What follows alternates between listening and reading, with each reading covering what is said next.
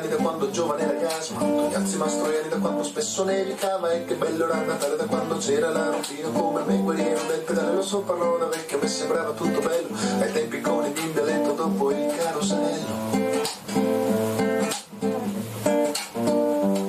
Per quel che mi riguarda, volavo con la bici, atterravo sui cortili di quei volti infelici, felici di vedermi e sentir quel campanello. Per essere grazioso alzavo anche il cappello, ero l'uomo del saluto, dall'orto, dal balcone, simpatico baluardo della comunicazione. In quel borsone in cuoio, grandi, piccole sorprese, ero molto rispettato, è il maggio del paese postino, come la routine, mitico mestiere, peccato che adesso nessuno ti può vedere, come la routine, mitico mestiere, peccato.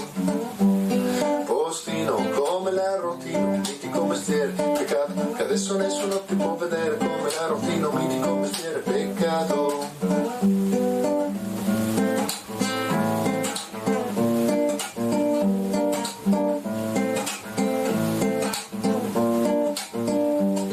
Adesso sarò vecchio e forse stanco, ma di fare sto lavoro non mi va più tanto, perché dal mito in bicicletta, vero cavallo del postino, sono diventato un qualsiasi sul rumoroso motorino. In testa mi hanno messo un casco fastidioso, non alzo più il cappello per essere grazioso, non sto più tanto simpatico, è palese ed evidente, dall'orto, dal balcone sono un segno indifferente, d'altronde in quel borsone porto solo rogne, qualche cartolina, le lettere si leggono sul portatile in cucina, quindi bollette da pagare, molto ufficio, discussioni, quando suona il campanello si toccano,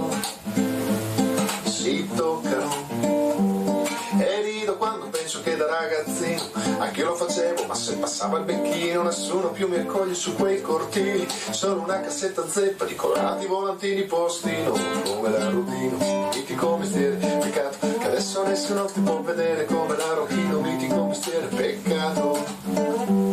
Postino, come la routine, mitico mestiere, peccato che adesso nessuno ti può vedere, come la routine, mitico mestiere, peccato.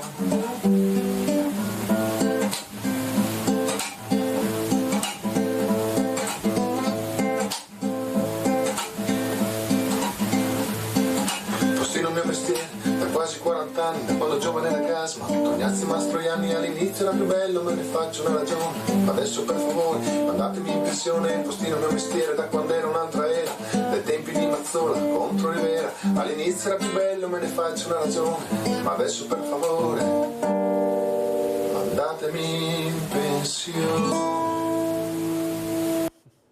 Abbiamo sentito Pablo Perissinotto, questo cantautore molto sensibile, sono canzoni che parlano, bisogna ascoltarle attentamente per riflettere, che fanno riflettere, momento veramente delicato per tutti. Allora saluto gli ospiti, abbiamo in presenza la dottoressa Giulia Tonel, psicologa, grazie dottoressa Buongiorno. Di essere qui, abbiamo anche Giovanni Rizzo, coordinatore Arena Artistica, un'associazione molto bella, voi l'avete già sentita perché avete visto qualcosa del musical Mercy, perciò avete capito di cosa parleremo con Giovanni Rizzo questa mattina. Ma saluto anche Paola Conte, referente gruppo Non Correre a Correre. Ciao Paola, grazie di essere qui e complimenti per tutto quello che fai. E abbiamo anche Patrizia Pisi, vicepresidente nazionale vittime incidenti stradali e sul lavoro. Grazie anche a Patrizia Pisi, che anche lei è un'altra donna che sta cercando di portare la famosa goccia sull'oceano, però io devo dire la verità, sono molto preoccupata, nonostante tutto quello che si dica, che si faccia, noi al mattino quando usciamo vediamo il disastro, perché basta che ne incontriamo uno per rovinare la vita di tante famiglie e di tutti noi. Allora, io partirei proprio dalla dottoressa Tonel. Dottoressa Tonel, allora, i ragazzi non possono dire che non sanno, che se si corre troppo ad alta velocità rischi la pelle, ma non solo la tua e anche quella degli altri, che magari non c'entrano niente con i tuoi problemi o con la tua voglia di essere il numero uno della Formula 1 nelle nostre strade, e soprattutto le famiglie. Queste non tutte, perché io non voglio, ce ne sono tante di brave, dobbiamo ricordarlo, come ci sono tanti ragazzi bravi, però noi dobbiamo parlare di quelli che non si comportano bene. E qui c'è un qualcosa che non torna. Pensi che ho avuto un papà, 4 figli, un'associazione anche di volontariato, che i figli, 2 figli in particolare, uno di 29 e uno di 20, corrono come pazzi, hanno già distrutto 3 macchine. È così, non so cosa farci, mi ha detto. Ho provato a parlargli, ma non riesco a farmi ascoltare. Allora, ci vuole spiegare cosa sta succedendo, chi dovrebbe parlare, chi dovrebbe ascoltare e chi invece dovrebbe agire? Sono tre cose importanti a mio avviso. Prego, dottoressa Tonelli. Ecco, allora, intanto noi dovremmo ascoltare, perché sono convinta che anche il correre forte in macchina e l'andare contro le regole, perché come lei dice le regole si conoscono, sia un segno e sia un segnale che vogliono dare questi giovani. Non tutti, non è che stiamo generalizzando, insomma, però anche questa parte qui, secondo me, l'ascolto, il motivo per cui si fa, è una cosa importante, è una base su cui partire. Poi c'è chi deve controllare e credo che, insomma, lo stiano facendo, insomma, le nuove leggi sulla strada, le leggi sempre più rigide. Credo che siano un passo verso questa direzione. Quello che posso dire io per la mia formazione più sociale riguardo alla psicologia, insomma, credo che dobbiamo iniziare un po' ad ascoltare. Questi possono diventare dei segnali di una difficoltà, di alcune problematiche che questi ragazzi hanno, e forse non ci sono solo quelli, se ci fermiamo ad ascoltare. Quella forse è la parte alta dell'iceberg, qualcosa che si vede, che loro mostrano. Sarebbe interessante capire che cosa c'è sotto. Eppure queste associazioni, molte associazioni vanno nelle scuole, sono anni, cercano di far capire l'importanza del lavoro che stanno facendo, un lavoro anche importante, ma ascoltano, perché dicono i ragazzi sono molto interessati, ascoltano, fanno domande, però poi quando escono ci ritroviamo punto da capo. Paola Conte, cosa vedi tu, Paola? Tanti anni, ecco, di lavoro in prima linea, soprattutto con i giovani, questi ragazzi, queste famiglie, ecco anche l'ultimo, poi vedremo anche le immagini, queste fiaccolate, queste veramente mettersi in prima linea con i ragazzi per far capire l'importanza della strada, della velocità, dei segnali e del pericolo. Prego Paola. È molto importante appunto incontrarli e parlare, perché li vedi sensibili, li vedi che la problematica li interessa, e io dico loro: i messaggi che sentite qua dovete portarli fuori con il vostro linguaggio, appunto trasmetterli ai vostri coetanei. Poi però dovremmo un po' parlare con questi ragazzi, nel senso di dire: ma quando capitano anche queste cose, occasioni di trovare poi ascolti, dico: ma ne avete sentito parlare? Ne vogliamo parlare? Perché queste cose devono anche essere di esempio, un esempio da non ripetere, perché sembra impossibile che non leggano anche sui social di questi disastri che capitano soprattutto a tanti giovani, e continuano a replicarsi. E quindi questo vorrei sapere anch'io, perché questo messaggio non arriva, per dire: questi hanno sbagliato, devo stare attento, non devo replicare. E questo è appunto la dottoressa, la psicologa che dovrebbe aiutarci a capire, perché sinceramente più di parlarne, continuarle a parlare, a far vedere. E certo che in generale di questa problematica le persone non ne vogliono sapere, perché anche appunto in queste giornate tanti eventi religiosi, civili, per tante altre cose, però la problematica non è stata ricordata come doveva. Che si gira da un'altra parte, sembra che il fatto non sia nostro, sia di altri, e non è così. Quindi dobbiamo continuare a parlarne, e faccio un appello ancora a voi giornalisti: dobbiamo parlarne bene. Cioè, ancora una volta, non sono i platani assassini o la strada sbagliata, sono i nostri comportamenti, e da questi disastri dobbiamo trovare appunto l'esempio per dire: non dobbiamo ripetere questi comportamenti. Molto chiaro. Allora andiamo a vedere proprio il video che ha girato Paola, che ci ha mandato, fiaccolata a Castelfranco, e poi commentiamo con Patrizia Pisi.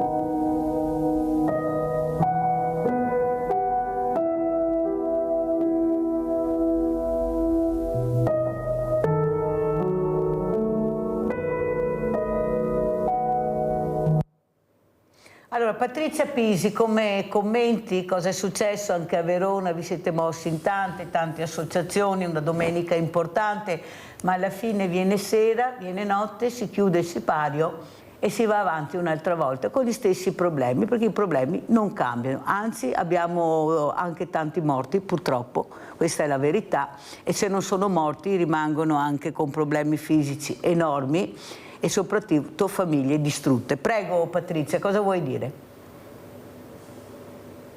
Patrizia, mi senti? No. Allora sentiamo Rinaldo intanto che facciamo il collegamento con Patrizia. Rinaldo Venezia, vai Rinaldo. Non parte neanche Rinaldo. Rinaldo? Niente, allora andiamo da Giovanni Rizzo. Ecco, è un altro tema, però Giovanni Rizzo parla con i ragazzi, lui e la moglie, questa regista di questo musical meraviglioso Mercy, e soprattutto io ho visto dei bravissimi ragazzi. Tanto è vero che la regista alla fine dello spettacolo ha detto: guardate questi ragazzi, guardateli in volto, ed erano uno più bello dell'altro, ragazzi sereni, ragazzi impegnati, ragazzi che hanno trovato anche un percorso molto bello che è la musica, che è la danza, stare assieme, la squadra è fondamentale. Ecco Giovanni, come vedi questi ragazzi? Allora i ragazzi sono ad un certo punto della loro vita, quando crescono, sono come un liquido, prendono la forma del recipiente che li accoglie. Quindi gli ambienti, bello sto esempio. Gli ambienti dove crescono, dove fanno esperienza, dove si relazionano, soprattutto devono essere ambienti indirizzati, protetti. Questa idea della libertà, no? Di poter fare le scelte che vogliono è giustissima, però ci vogliono dei contenitori, ci vogliono dei limiti, ci vogliono dei paletti che sono i valori, che sono le esperienze che loro fanno di condivisione. Io dico che Mercy fa molto bene a chi lo vede, ma fa molto meglio anche a chi lo fa. Cioè questi ragazzi sono impegnati sul palco a portare dei valori ad altre persone, vedono la risposta del pubblico e quindi sono responsabili di quello che stanno facendo. La cosa bella che la gente non vede, che io posso testimoniare, è il dietro le quinte. Come dici tu, cioè la serenità che hanno tra di loro, l'aiuto che si danno, la loro complicità, no? Nell'affrontare le emozioni, poi i teatri diversi in cui cediamo, eccetera, è proprio un tasto di questa cosa. Quando il contenitore è un contenitore chiaro e dà dei valori forti, i ragazzi li interpretano. Non è vero che sono sempre ribelli, sono ribelli quando non trovano un'accoglienza a quella che è le loro necessità. Ecco la collega psicologa che diceva che bisogna avere l'ascolto, no? Allora Mercy è molto ascolto, assolutamente, e quindi questo ambiente trova dei ragazzi dediti che hanno uno scopo, hanno una personalità che possono esprimere sul palco, quindi si esprimono, portano valori positivi e hanno risposte positive. È chiaro che è una situazione ideale questa, non può essere replicata in ogni dove, però per me funziona in questo modo, quindi i ragazzi sono coscienti che portano dei valori e sono anche coscienti del fatto che la loro artisticità, il loro talento, le loro capacità sono poi vettori di queste cose che arrivano molto forti al pubblico e questo li rende felici ovviamente. Abbiamo Romina in linea, ciao Romina. Ciao Mirella, saluto i tuoi ospiti, saluto Paola, saluto Patrizia. Quello che diceva prima anche la psicologa e come diceva anche Paola, io vedo anche con l'associazione mia a entrare dentro alle scuole che ho capito una cosa molto importante, che se parliamo di incidenti stradali non danno peso, si ferma là, perché nessuno lo tiene e anche i ragazzi non ti ascoltano. Ho provato l'altro giorno a provare a parlare di violenza stradale e io ho spiegato il perché se tu manchi di rispetto, come quando uno fa una violenza su una donna, chi guida una macchina è sempre una persona, quindi manca di rispetto a chi è sulla strada. E ho capito anche un'altra cosa molto importante, che non sono ascoltati, come diceva la psicologa, a casa. Se non hanno ascolto, se non vengono considerati, loro si mettono alla guida o fanno quelle bravate che pensano di essere poi considerati e presi in considerazione. Cioè, cosa vuol dire? Come attirare l'attenzione verso di loro, perché manca qualcosa a casa. Io sono concorde, ho seguito una volta una tua trasmissione, sono concorde su quello che hai detto e mi metto a totale disposizione e veramente di unire queste associazioni come tu hai detto, perché penso che tutti, mattone su mattone, piccoli messaggi, possiamo e dobbiamo arrivare a far capire che anche sulla strada c'è una violenza, perché manchi di rispetto a chi si mette sulla strada, a chi va a scuola come i bambini, correre piano, che non c'è nessuno che riesce a capire che sulla strada si deve rispettare i limiti, ma quello che non riesco a capire, come dici tu, come mai all'estero le regole sono rispettate, si va a 30, ritira la patente, si va in galera se si sbaglia, e qui da noi no, forse perché dall'alto, da chi ci governa, non si ha il coraggio di tenere in considerazione che ci sono vittime sulla strada e vittime a casa. Quindi spero che tutti insieme, come dici tu, possiamo incominciare a lavorare seriamente, perché questi ragazzi non sono cattivi, hanno bisogno solo di essere ascoltati, perché neanche tra di noi non abbiamo più la voglia di ascoltarci. Grazie Mirella e saluto tutti i tuoi ospiti. Abbiamo sentito Romina, vediamo se Patrizia Pisi si è collegata. Patrizia, sei collegata adesso? Non ti sento Patrizia, non ti sento, hai il microfono che non funziona. Allora sentiamo Paola. Paola, come commenti le parole di Romina, di quello che hai sentito? Vai Paola. Sì, cioè, confermo quello che dice Romina, che qua c'è da lavorare molto, però è inutile se dall'alto non ci ascoltano come non ci hanno ascoltato, e appunto è stato il risultato del codice della strada, la trovo veramente dura, ecco.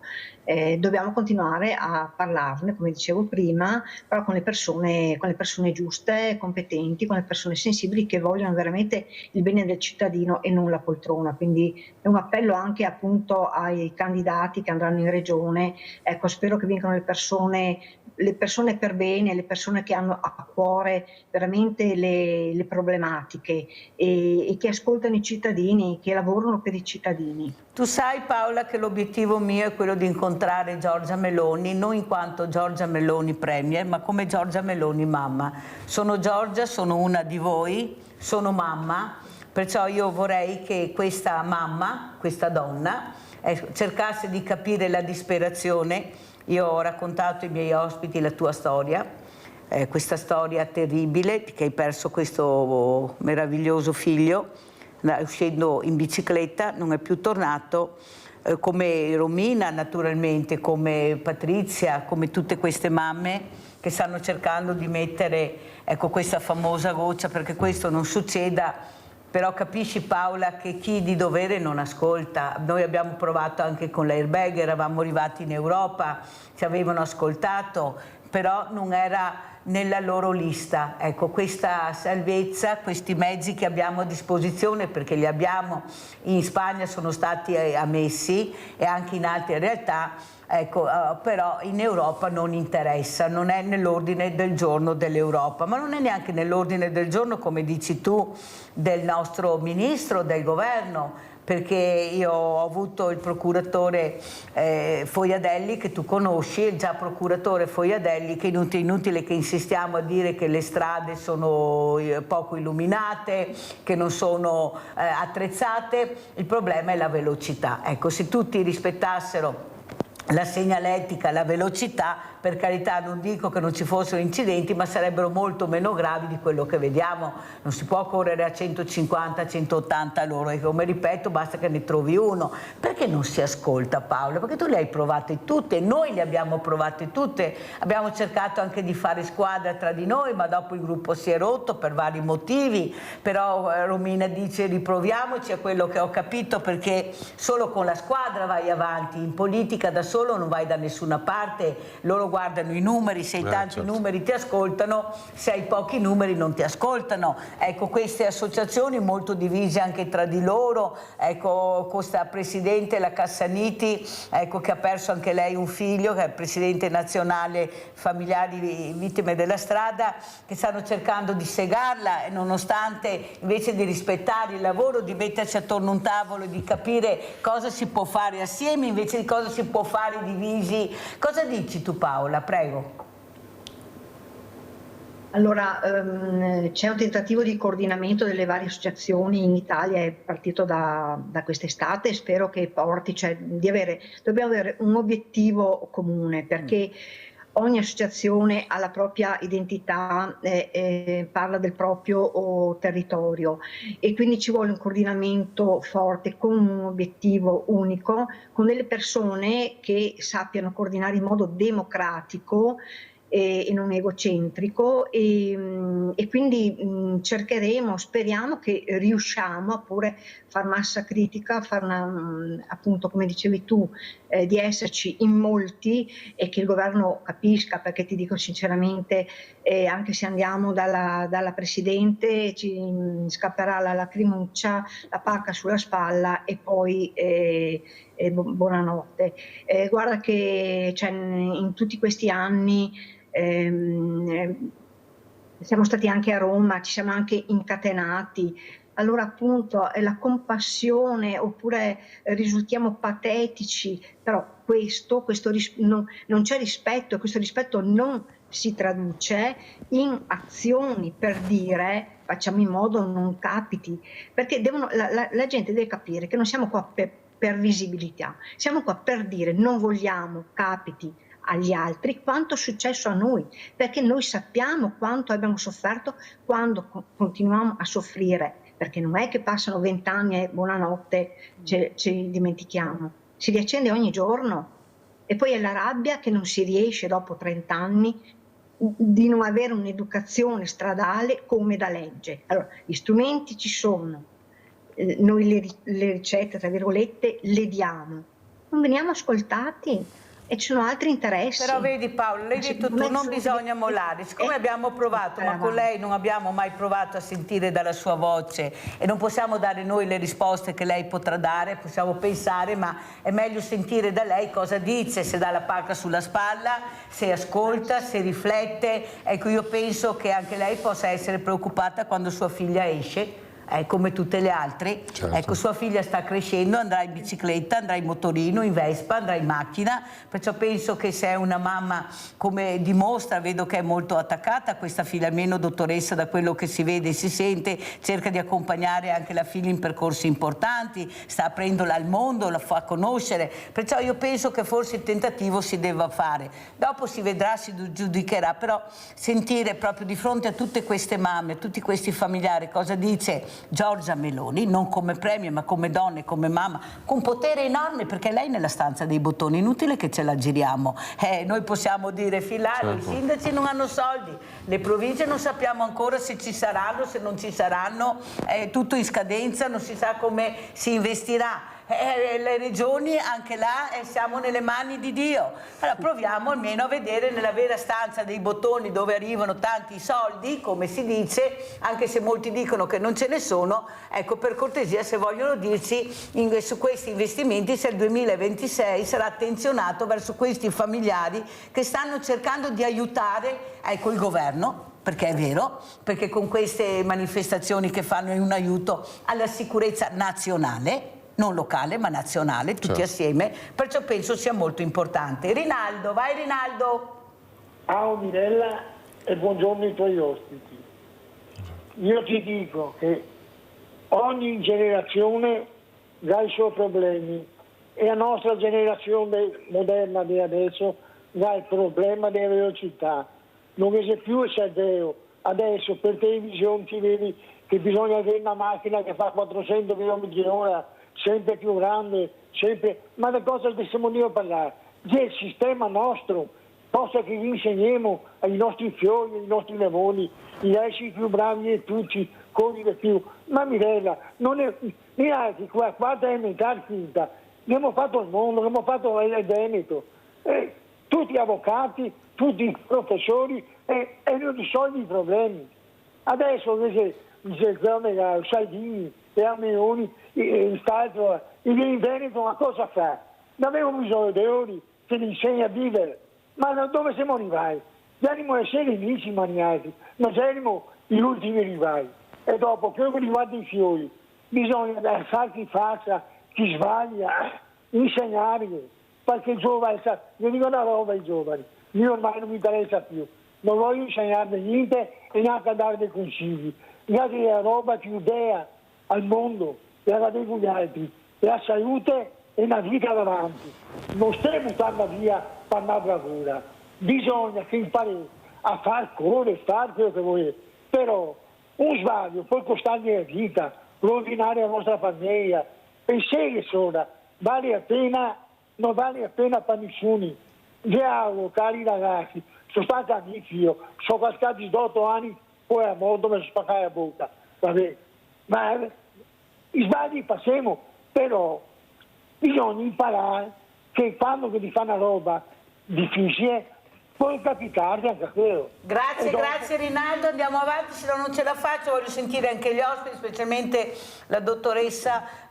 Dottoressa, ma come mai c'è questa neanche non ascoltare, sembra superficialità, non è un tema che mi prende, non è un tema dove investo, ma allora dove dobbiamo investire se non sulla sicurezza pubblica? Allora abbiamo i furti e i cittadini devono imboccarsi le maniche e fare il controllo di vicinato, ecco, devono farlo loro, non so, le tasse per cose che paghiamo a questo punto, ecco, qualsiasi cosa dobbiamo, il volontariato deve aiutare le fragilità perché nessuno aiuta le fragilità, ecco, la cultura sta cercando, e la ricerca soprattutto, sta vivendo momenti drammatici, ma allora che messaggi diamo a questi ragazzi? Perché loro ci ascoltano, guardano, io ho detto ieri che basta un battito di ciglia e loro hanno già capito chi sei, chi hanno davanti, e se ci credono cominciano un po' a alzare gli occhi, ma se vedono che c'è qualcosa che non va, lo sguardo non arriverà mai, è vero o non è vero, dottoressa? Sì, hanno questo sesto senso, capiscono se chi davanti è lì per ascoltarli fa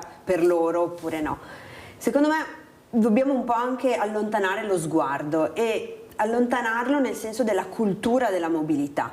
Abbiamo citato i paesi del nord Europa. Il nord Europa effettivamente ha meno incidenti sulla strada, ma ha anche un'altra cultura della mobilità. In nord Europa ci si può muovere con i mezzi pubblici sempre, in tutte le direzioni, in tutti gli orari. Noi no. Io abito a Motta di Livenza, non riesco ad arrivare a Vittorio Veneto con i mezzi pubblici e stiamo parlando della stessa provincia. Quindi forse bisogna anche un po' allontanare lo sguardo e prenderlo a 360 gradi. Anche dare la possibilità di muoversi con i mezzi pubblici. Le statistiche dicono che gli incidenti maggiormente arrivano quando sei in macchina, per vari fattori. Quindi dare la possibilità alle persone, anche ai giovani, di muoversi con i mezzi pubblici e non con il proprio mezzo è una cultura diversa che dobbiamo però un po' andare a richiedere, perché stiamo aspettando troppo, perché il mondo va avanti velocissimo e noi stiamo un po' fermi al palo. Non possiamo pensare di costruire, mi rivolgo al Veneto perché poi ci sono anche le elezioni tra breve, il Veneto di domani pensando che vada bene così. Con la quarta, quinta, sesta corsia, settima corsia, siamo circondati dall'acqua, da porti, non li sfruttiamo, abbiamo le ferrovie, non li sfruttiamo, abbiamo ancora un binario unico per andare in Puglia, in Calabria, perché questa è la verità, e poi voglio fare il ponte sullo stretto di Messina. No, perché va anche detto, noi vorremmo anche qualcos'altro, forse, detto questo. Perché io sono molto preoccupata, dottoressa, perché non è possibile che noi dobbiamo farci il segno della croce ogni volta che usciamo dalla strada. E poi quello che mi preoccupa, e volevo sentire anche Paola Conte cosa ne pensa, purtroppo Patrizia Pisi non riesce a collegarsi, è caduta la linea, ecco, su quello che stanno facendo, Paola, nel senso che stanno cercando di coinvolgere i diversamente giovani, come li chiamo io, dicendo che la colpa è loro, che fanno troppi incidenti. Intanto sulle strade i morti mi sembra che siano molti giovani, per carità, non dico che non ci siano anche queste queste problematiche, ma che corrano forte no, anzi delle volte vanno talmente piano che qualcuno anche suona, si dimentica. Ecco, sono magari attenti alla loro maniera, ma passare il cerino e dire che il problema sono i diversamente giovani che devono andare a fare i controlli, i test. Quando ho sentito la psicologa che tu conosci, Marianna Martini, che è venuta anche all'ippodromo di Sant'Artemio, che ha detto non è l'età, è la prontezza dei riflessi che conta, non l'età. Ecco, cosa ne pensi, Paola? Ecco, di questo spostare il tema, vuoi vedere che adesso è colpa dell'ottantenne tutto quello che succede? Per carità, non dico che, ma prego. Perché l'argomento non viene affrontato nella sua complessità, sempre a pezzi, a pezzettini. Questa volta facciamo il corso per gli ultra 65enni, l'altra volta facciamo altre cose. Invece la problematica deve essere affrontata a 360 gradi. Appunto, la mobilità sostenibile non riusciamo appunto continuiamo a chiedere quello che sono i mezzi pubblici, continuiamo a chiedere le piste ciclabili, le zone 30, eccetera, e questo non avviene. Cioè abbiamo chi di dovere non affronta la problematica a 360 gradi e quindi stavolta è per appunto gli ultra 65enni, la prossima volta chissà cosa decidono e infatti è questa la carenza anche del governo, perché c'è un piano nazionale per la sicurezza stradale che serve proprio per prendere l'argomento a 360 gradi, quindi col Ministero dei Trasporti, ma della Sanità e della Pubblica Istruzione, che se ne parli e che si faccia un programma decente dove viene affrontata veramente questa situazione.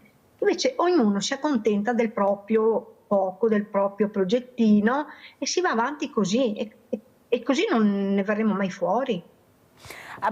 Finalmente vediamo Patrizia Pisi. Patrizia, ci sei adesso?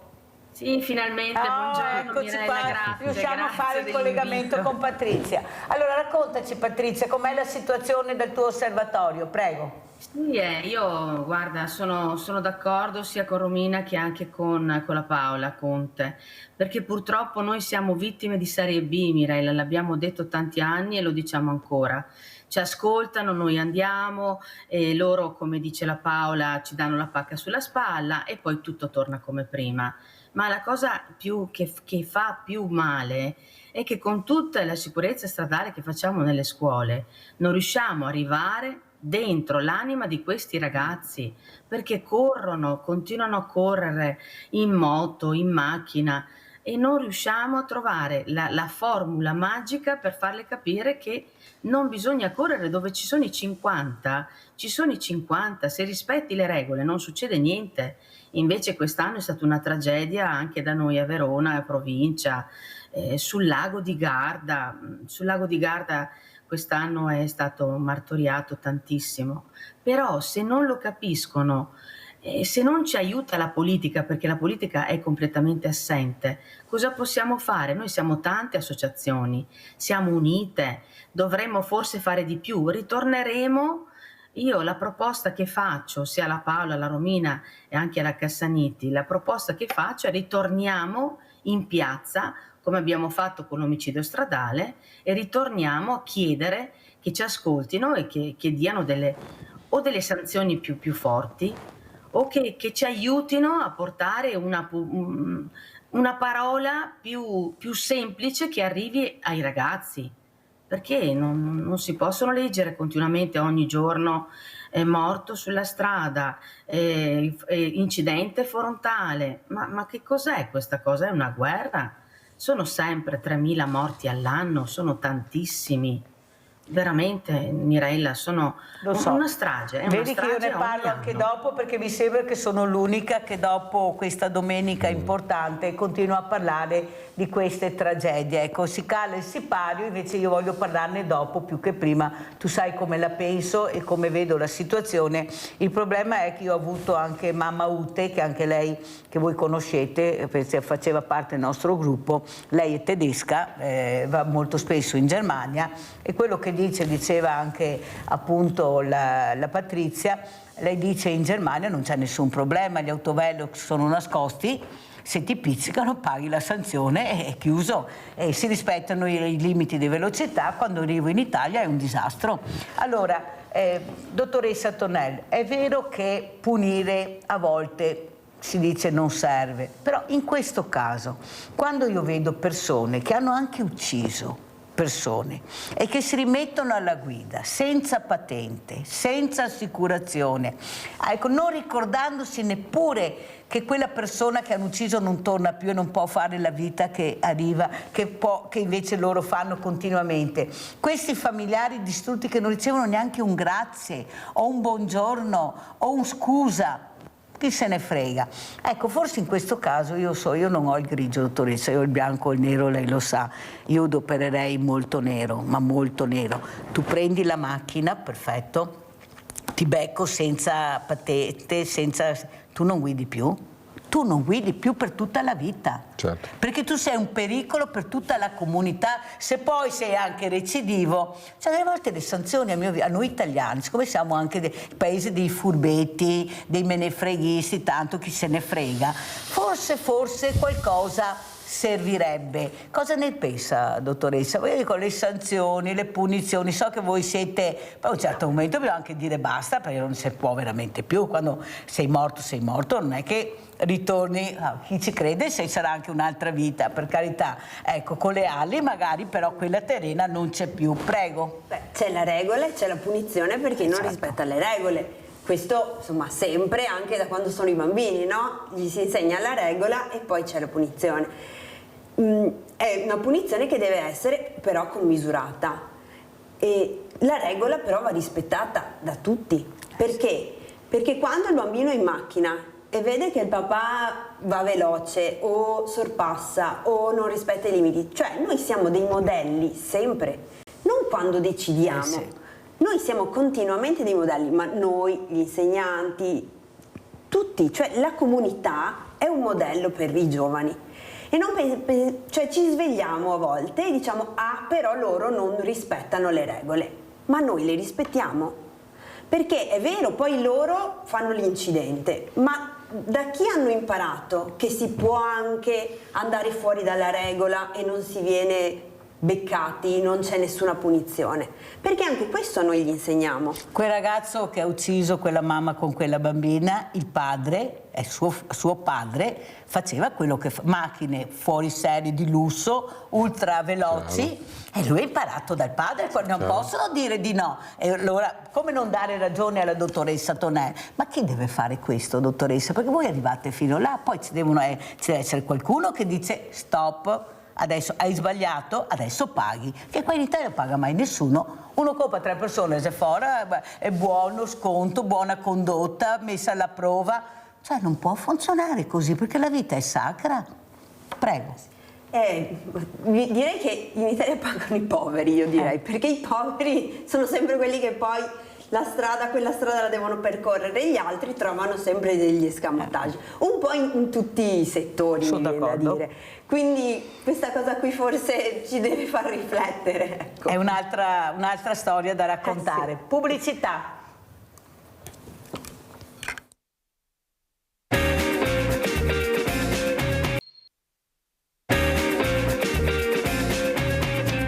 Abbiamo Silvano da Padova, vai Silvano. Pronto? Silvano?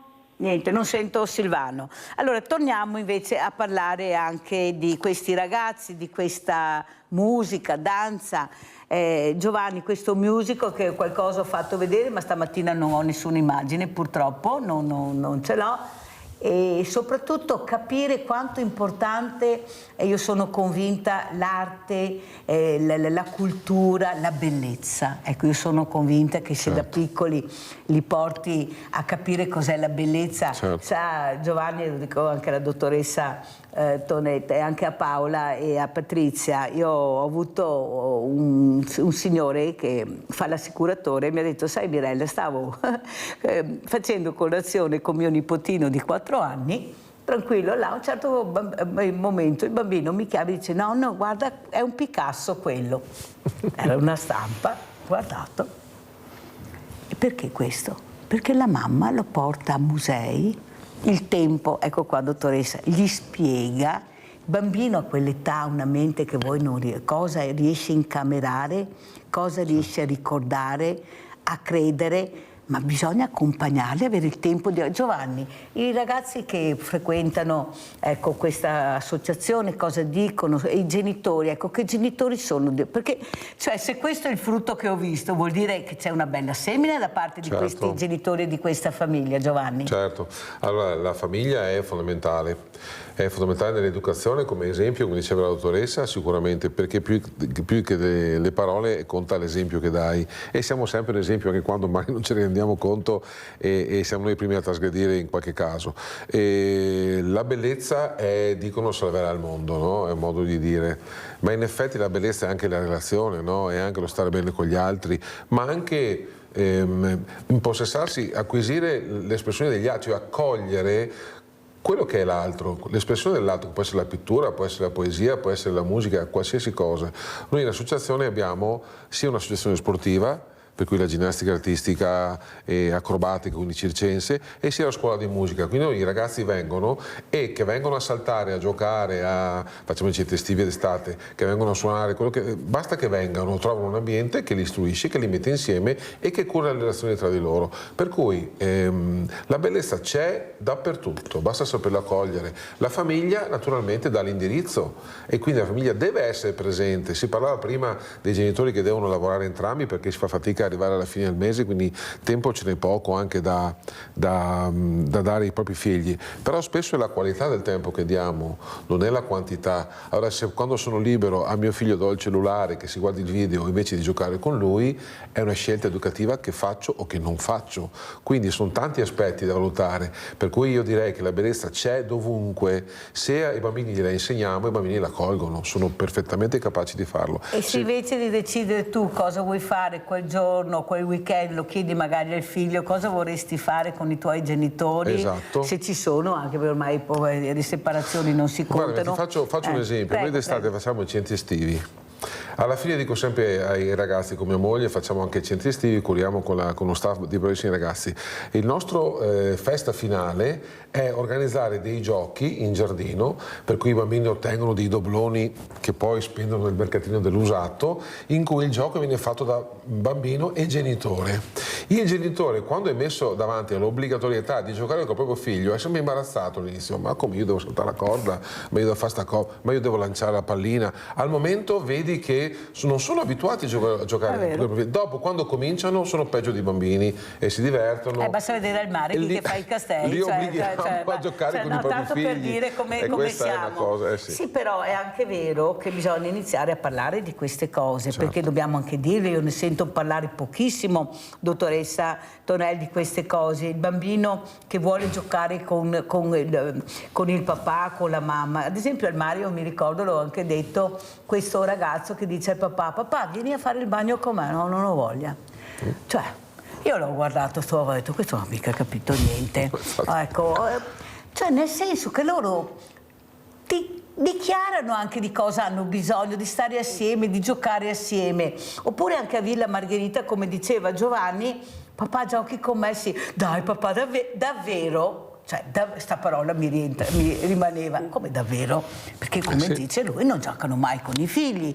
Non è vero che non c'è il tempo, non hai voglia, perché non serve chissà quanto tempo, è la qualità del tempo che tu devi dedicare al figlio che deve essere importante, non quanta, la qualità, o sbaglio, dottoressa? Sicuramente sì, secondo me sono tutte e due le cose. Le famiglie stanno vivendo un periodo di difficoltà perché ce ne rendiamo conto tutti, ogni giorno il costo della vita aumenta, gli stipendi no, qualsiasi cosa per farla, adesso la sanità è tutta praticamente privata, quindi anche per fare quel minimo di prevenzione che una volta il nostro welfare ci assicurava, adesso non c'è neanche quello, quindi ci sono tutte e due le cose secondo me. Da una parte i genitori e le famiglie che devono lavorare tanto per riuscire ad arrivare a fine mese, e dall'altra parte la qualità, quindi effettivamente dobbiamo metterle insieme queste due cose. È vero che i bambini, ieri ho fatto l'incontro con le insegnanti di mio figlio e una maestra mi ha detto Io sono convinta che i bambini imparino malgrado noi, ed è proprio vero. Quindi i bambini sono lì per imparare e imparano qualsiasi cosa noi gli mettiamo davanti.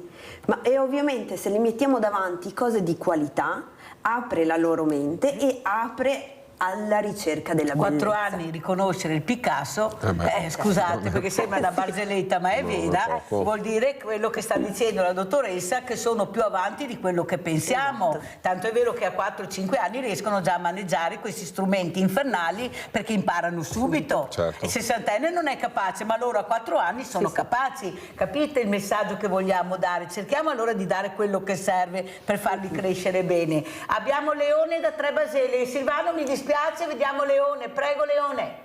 Ciao mia ragazzi, saluto tutti gli ospiti. Allora si è detto che la famiglia è fondamentale, però ci sono famiglie e famiglie. C'è famiglia di gente educata e c'è famiglie di gente maleducata. C'è famiglie di gente scolarizzata e c'è gente di famiglia non tanto colta.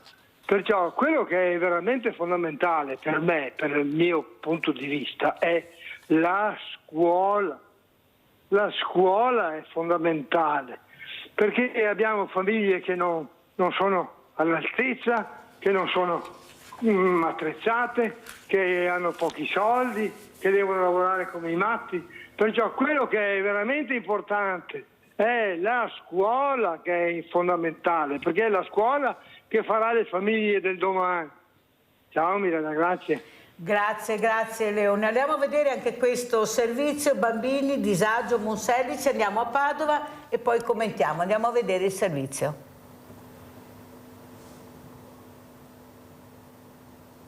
Una drammatica storia di disagio giovanile e familiare allo stesso tempo. 3 bambini che non sanno rispettare gli schemi e genitori problematici, a loro volta in difficoltà. Accade a Monselice, la situazione esplode quando i ragazzini, attorno ai 10 anni di età, lanciano di tutto dalla terrazza del loro appartamento in centro a Monselice.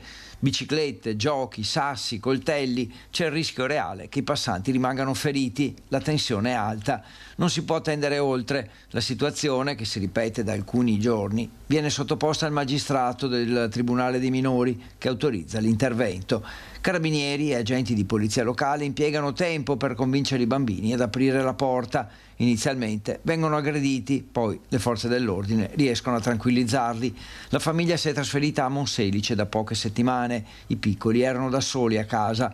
La palla ora passa ai servizi sociali e soprattutto al Tribunale dei Minori. Di inviare tutta l'autorità giudiziaria, non tanto per la punizione, che sappiamo che il sistema giudiziario non punisce al di sotto dei 14 anni, ma proprio perché ci dica l'autorità competente qual è la misura per tutelare i minori, ma tutelare anche questa situazione in generale, che non fa piacere e che mette a rischio anche altre persone, oltre ai minori stessi. Il 20 novembre è in programma un incontro tra i servizi sociali di Monselice e quelli del precedente comune di residenza. Il 21 verrà inviato tutto il fascicolo all'autorità giudiziaria. Se anche dovesse essere che il provvedimento che il giudice ritiene più opportuno sia l'affidamento ai servizi sociali, sarà necessario trovare una comunità che li possa accogliere con relativi costi a carico della comunità, e sappiamo bene che i comuni in questi anni non godono di grandi risorse, purtroppo, e se si trova una comunità deve avere lo spazio disponibile, che è cosa non facile, e oltretutto deve accoglierli, perché non tutte le comunità accolgono minori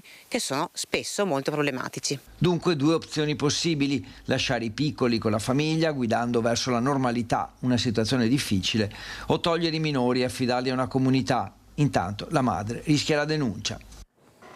Allora, dottoressa Tonel, cosa dice di questo? Uno dei tanti esempi che vedrete l'assegno che ho dato ieri a una mamma con dei figli, con una figlia con molti problemi, e mi sono confrontata col sindaco. Naturalmente non è che io do i soldi così, anche se sono molto per monitorare, che è stato anche un assegno importante perché aveva lo sfratto esecutivo, ma ci sono dei minori anche con problemi e io queste cose non le accetto, ecco, non può essere, ma soprattutto l'aiuto che bisogna dare a questi bambini Perché sono fragili da soli, non ce la fanno a difendersi.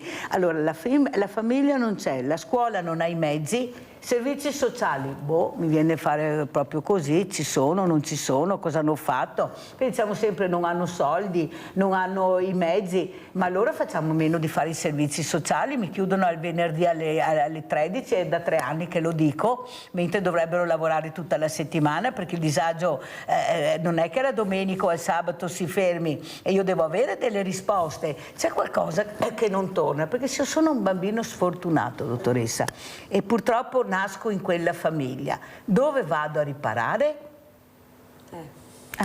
Una bella domanda. La speranza è che se sono un bambino sfortunato, nasco in quella famiglia, sviluppo degli strumenti per gestire meglio quel contesto, ma non siamo tutti uguali e non abbiamo tutti gli stessi strumenti e quindi poi si apre tutta una grossa problematicità che riguarda appunto poi la salute mentale, il futuro, è una situazione da tenere monitorata. E mi viene da dire, la scuola è rimasta l'unico presidio sul territorio a contatto con bambini e famiglie, abbandonata. La scuola non può fare tutto, deve educare, insegnare, assistere, sostenere. Come possiamo pensare che la scuola, ma poi chi ci lavora dentro, degli insegnanti, possano occuparsi a 360 gradi di tutti i bisogni della nostra società, con le risorse che sappiamo essere abbastanza esigue. Dove si taglia sempre di là, perché no? Per fare sto ponte, per fare tutte cose che forse non ci servono, noi tagliamo sempre sanità e scuola. E ricerca. E ricerca. Quindi dobbiamo sostenere la scuola.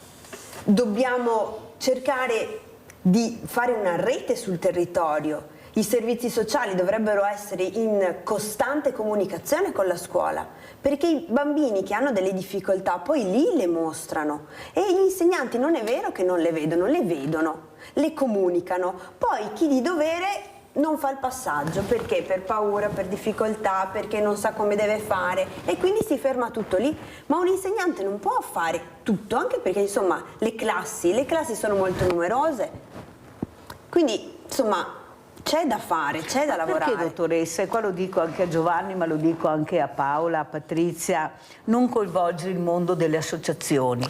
Nel senso, questi ragazzi, diciamo, perché è da piccoli che vedi come si muovono, inutile dire a 14 anni ha fatto certo. questo, no? I segnali li ha già dati da un pezzo, ma tutti hanno detto, certo. beh tanto, ecco, perfetto.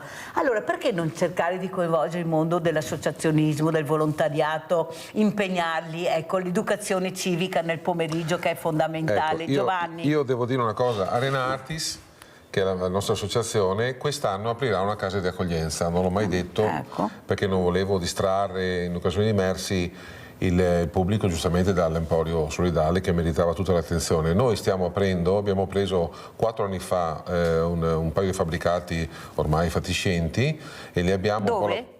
Vicino Chioggia, a Cabianca di Chioggia, e uno lo stiamo ultimando proprio per la fine dell'anno. Quindi questa iniziativa è volta come associazione proprio ad accogliere progetti sociali per i minori, quindi diventerà una comunità educativa per minori in osservanza al decreto 84 delle regioni, quindi tutti i crismi eccetera. È un'associazione che oltre a fare sport, oltre a fare cultura, ha deciso che serve il sociale. Noi l'abbiamo fatto sempre il sociale, perché quando accogliamo i bambini cosa facciamo? Che, ripeto, che cantino, che suonino, che ballino, li accogliamo e diamo un'educazione in associazione. Però se ne viva una struttura per quelli svantaggiati che magari non possono permettersi la quota di partecipazione, ma i servizi sociali mi dicono ma abbiamo tanti ragazzini che non sappiamo dove mettere, abbiamo tanto bisogno di questi luoghi dove portarli, ma le associazioni sono da sole, dove sono i finanziamenti per le associazioni? Anche i bandi, se tu non fai rete con altre 100.000 associazioni, se non è l'ente pubblico che partecipa, le associazioni anche se hanno dei progetti validi per il sociale non sono aiutate. Non sono. Ecco, quindi noi abbiamo approfittato parzialmente dei bonus perché c'erano e quindi quella è stata l'occasione per noi per mettere una pietra in favore di questa realtà. Per la casa di accoglienza che partirà ha dei ragazzini che vengono ma che non possono permettersi la quota, ma lo psicologo non l'ha detto che deve essere persona qualificata per fare quel lavoro di assistenza dei ragazzini che hanno l'età delle scuole medie, quindi un'età anche molto particolare, ok, quindi serve personale qualificato. Chi li paga?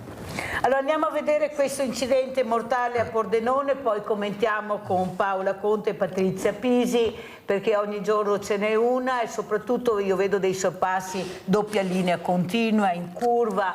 Ecco, andiamo a vedere questo servizio a Udine e poi lo commentiamo.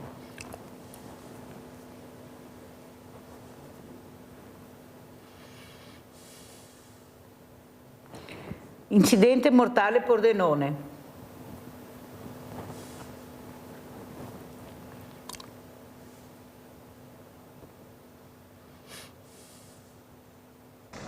Tragedia della strada nella tarda serata di lunedì 10 novembre a Pordenone, dove un'anziana di 75 anni, Giuseppina Cosmo, è deceduta dopo essere stata investita in via Udine, all'altezza dell'intersezione con via Sile, poco distante dal luogo dove risiedeva. Secondo i rilievi della polizia locale del distretto del Friuli Occidentale, la donna sarebbe stata agganciata e trascinata per circa 20 metri da una Mercedes classe A condotta da un uomo, 32 anni, di Cordenons, che non si sarebbe accorto dell'impatto e di aver appunto agganciato la vittima al proprio veicolo. Sul posto, inviati dalla centrale operativa della Sores, sono intervenuti i sanitari del 118 che hanno tentato a lungo le manovre di rianimazione. L'anziana è deceduta poco dopo al pronto soccorso cittadino, dove è stato constatato il decesso a causa dei gravi traumi riportati. Un botto terribile. Sì, un boato grandissimo, abbiamo visto l'incidente che, cioè proprio quando è successo alla fine, insomma siamo usciti tutte quante per vedere per chiamare gli aiuti, i soccorsi, è intervenuto mio marito che ha preso subito l'estintore, intanto abbiamo chiamato i pompieri, abbiamo chiamato l'ambulanza e abbiamo chiamato i vigili e basta, abbiamo fermato il traffico fin quando non sono arrivati i soccorsi, basta, non abbiamo potuto fare nient'altro, abbiamo aspettato, è stata una cosa brutta. È un rumore assordante che difficilmente chi vive in questo tratto di via Desmana a Borgorico riuscirà a dimenticare, quello del terribile impatto costato la vita a Giancarlo Dandolo, un 65enne ben voluto e amato. Erano le 17:30 di martedì, giorno di San Martino, patrono del volontariato e della solidarietà, quando il grande cuore di quest'uomo buono, un nonno vigile nella frazione di Santa Eufemia dove viveva, cuoco dell'associazione parrocchiale San Leonardo specializzato in tagliate, si è fermato per sempre. Percorreva questa strada in auto con la moglie, stava tornando a casa quando è stato travolto da un veicolo che probabilmente stava rientrando dopo un sorpasso. Uno scontro violentissimo che ha coinvolto altre due auto, una delle quali finita contro un palo dell'illuminazione pubblica e un ciclista sfiorato da una ruota atterrata di fianco a lui senza per fortuna colpirlo, un miracolo. L'asfalto di via Desmana, antico decumano massimo del graticolato romano, perfettamente conservato in questa zona del Veneto, riporta ancora i segni del dramma. I soccorsi sono stati immediati con i farmacisti e un medico corsi in strada con un estintore pronti a fermare il traffico fino all'arrivo del SUEM, dei vigili del fuoco, degli agenti della polizia locale e della Federazione del Campo Sampierese che stanno cercando di ricostruire quanto accaduto. Per Giancarlo Dandolo purtroppo non c'è stato nulla da fare. Ferita in modo grave anche la moglie, estratta dalle lamiere dell'auto e ricoverata in ospedale a Padova, mentre altre due persone sono state trasportate a Campo San Piero.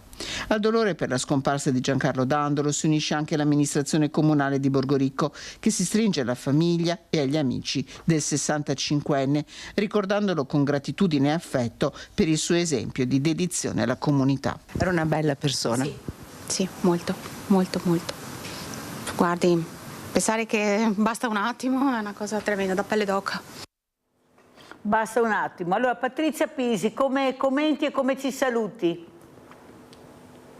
Guarda, io resto scioccata quando vedo queste immagini, perché sono immagini che ci sono tutti i giorni, però vedi, danno sempre una notizia a metà.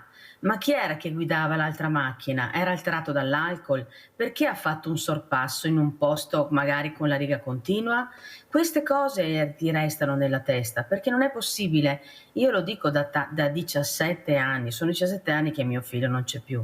Sono 17 anni che io faccio sicurezza stradale, che vado nelle scuole, che faccio convegni e continuo a dire che dobbiamo rispettare le regole, perché una persona non può andare con sua moglie verso casa o a fare gli affari suoi e arriva questa auto impazzita che ti spacca la vita.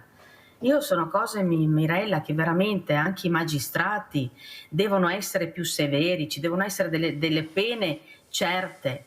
Non si può, perché adesso la legge c'è, la legge dell'omicidio stradale, la fattispecie dell'omicidio stradale c'è. Le leggi ci sono, devono essere applicate, perché se no è sempre la solita tiritera. Vai al processo e tanto quel lì è morto e pensiamo al vivo. No, assolutamente pensiamo al vivo, con la giustizia riparativa e con no, ma è il primo incidente che ha fatto, no, ma non voleva uccidere. Ma basta, smettiamola. Grazie Patrizia, devo chiudere perché non ho più tempo. Grazie Patrizia. Paola Conte, come ci saluti? Con quale messaggio ci lasci? Prego Paola.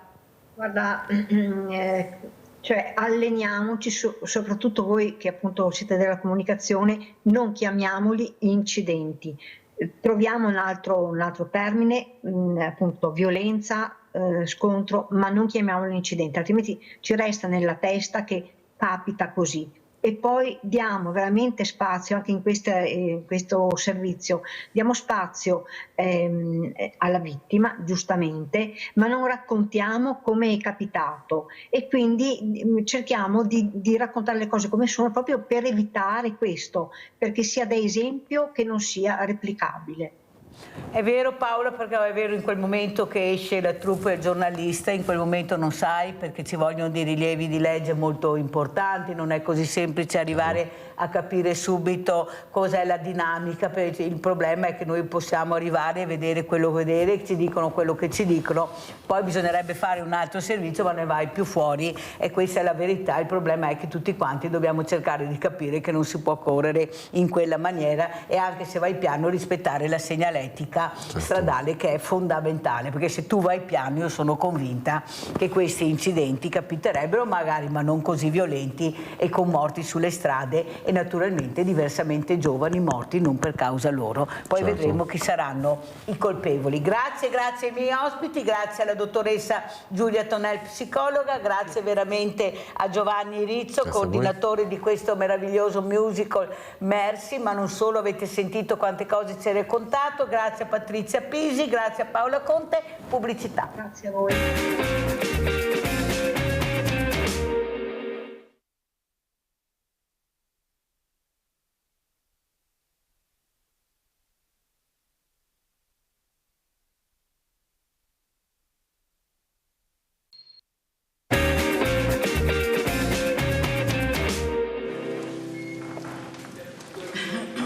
La storia siamo noi, nessuno si senta offeso. Siamo noi, questo prato di aghi sotto il cielo. La storia siamo noi, attenzione, nessuno si senta escluso. La storia siamo noi. Siamo noi, queste onde del mare, questo rumore che rompe il silenzio, questo silenzio così duro da raccontare. E poi ti dicono tutti sono uguali, tutti rubano alla stessa maniera, ma è solo un modo per convincerti a restare dentro casa quando viene la sera. Però la storia non si ferma davvero davanti a un portone, la storia entra dentro le stanze, le brucia, la storia dà torto, dà ragione. La storia siamo noi. Siamo noi che scriviamo le lettere, siamo noi che abbiamo tutto da vincere o tutto da perdere.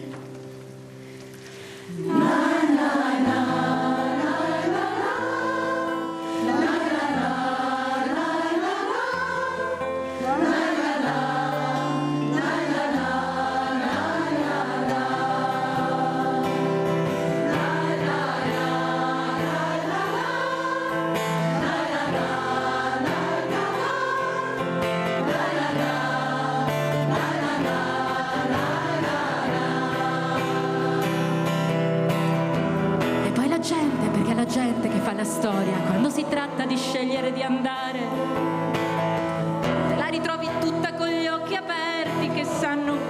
sapessimo cosa fare. Quelli che hanno letto 1 milione di libri e quelli che non sanno nemmeno parlare. Ed è per questo che la storia dà i brividi, perché nessuno la può fermare. La storia siamo noi, padri, madri e figli, siamo noi, bella ciao che partiamo. La storia non ha nascondigli, la storia non passa la mano. La storia siamo noi questo piatto di grano. La storia siamo noi questo piatto di grano.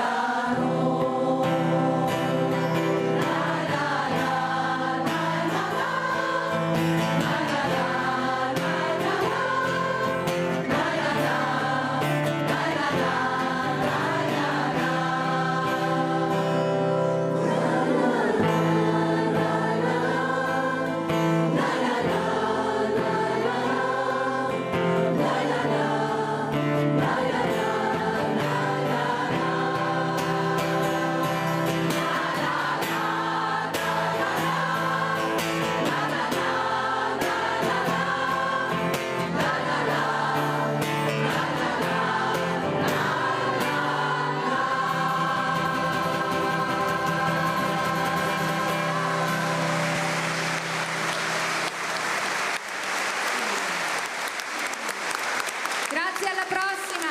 Ciao.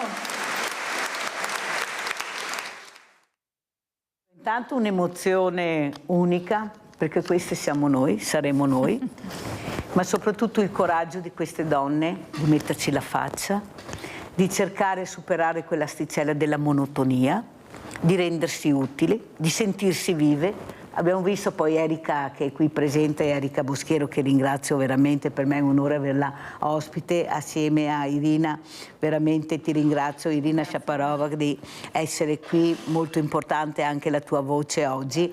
Saluto anche un altro ospite gradito che è il dottor Piero Ruzzante, scrittore, grazie anche a lei dottor Ruzzante di essere qui per capire ecco cosa si deve fare per far capire anche agli uomini che devono fare quel passo in più, perché noi l'abbiamo fatto, anzi abbiamo oltrepassato la linea. Adesso siete voi che dovete fare quel passo in più per aiutarci, noi non ce la facciamo più, dovete essere voi che cercate di far capire a quegli uomini che ancora non capiscono che bisogna aiutare queste donne, bisogna supportarle, bisogna essere gentili, bisogna essere accoglienti, bisogna proteggere questo fiore meraviglioso che avete nelle vostre mani, perché è il fiore che vi ha dato la vita oltretutto, che è molto importante questo, non dimenticandolo, ma soprattutto capire che adesso siete voi che dovete fare la seconda parte. La prima parte l'abbiamo fatta noi, la seconda parte spetta a voi.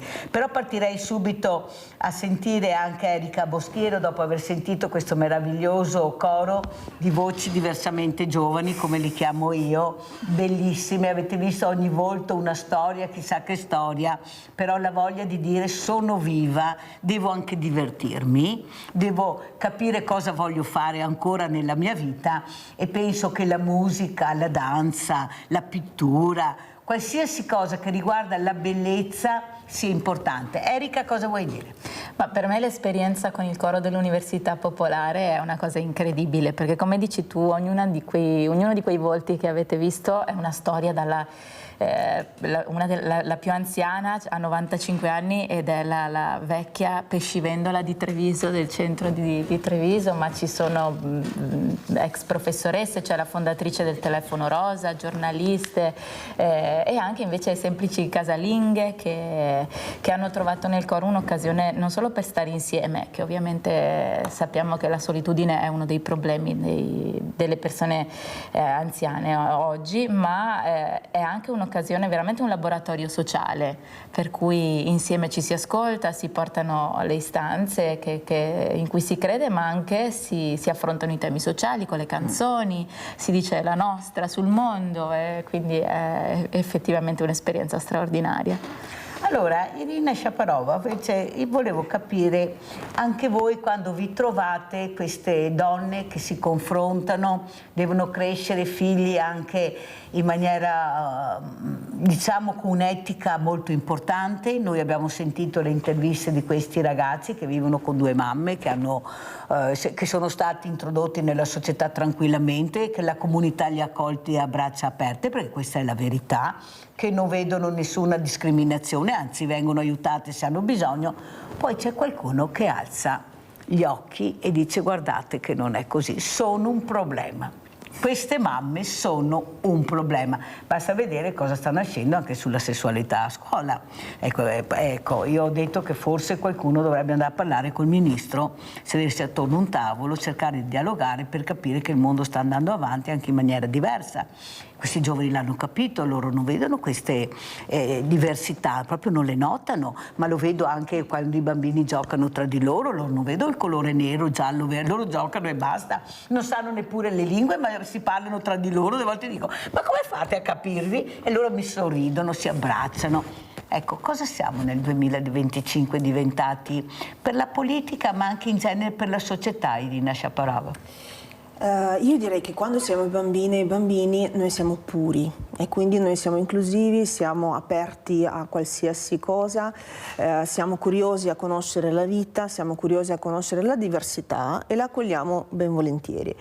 Man mano che diventiamo adulti purtroppo si perde questa ingenuità e quindi tendiamo di trovare una nostra strada che seguiamo nonostante pareri diversi e cerchiamo anche di, tra virgolette, incanalarci in una specie di binarismo oppure comunque nelle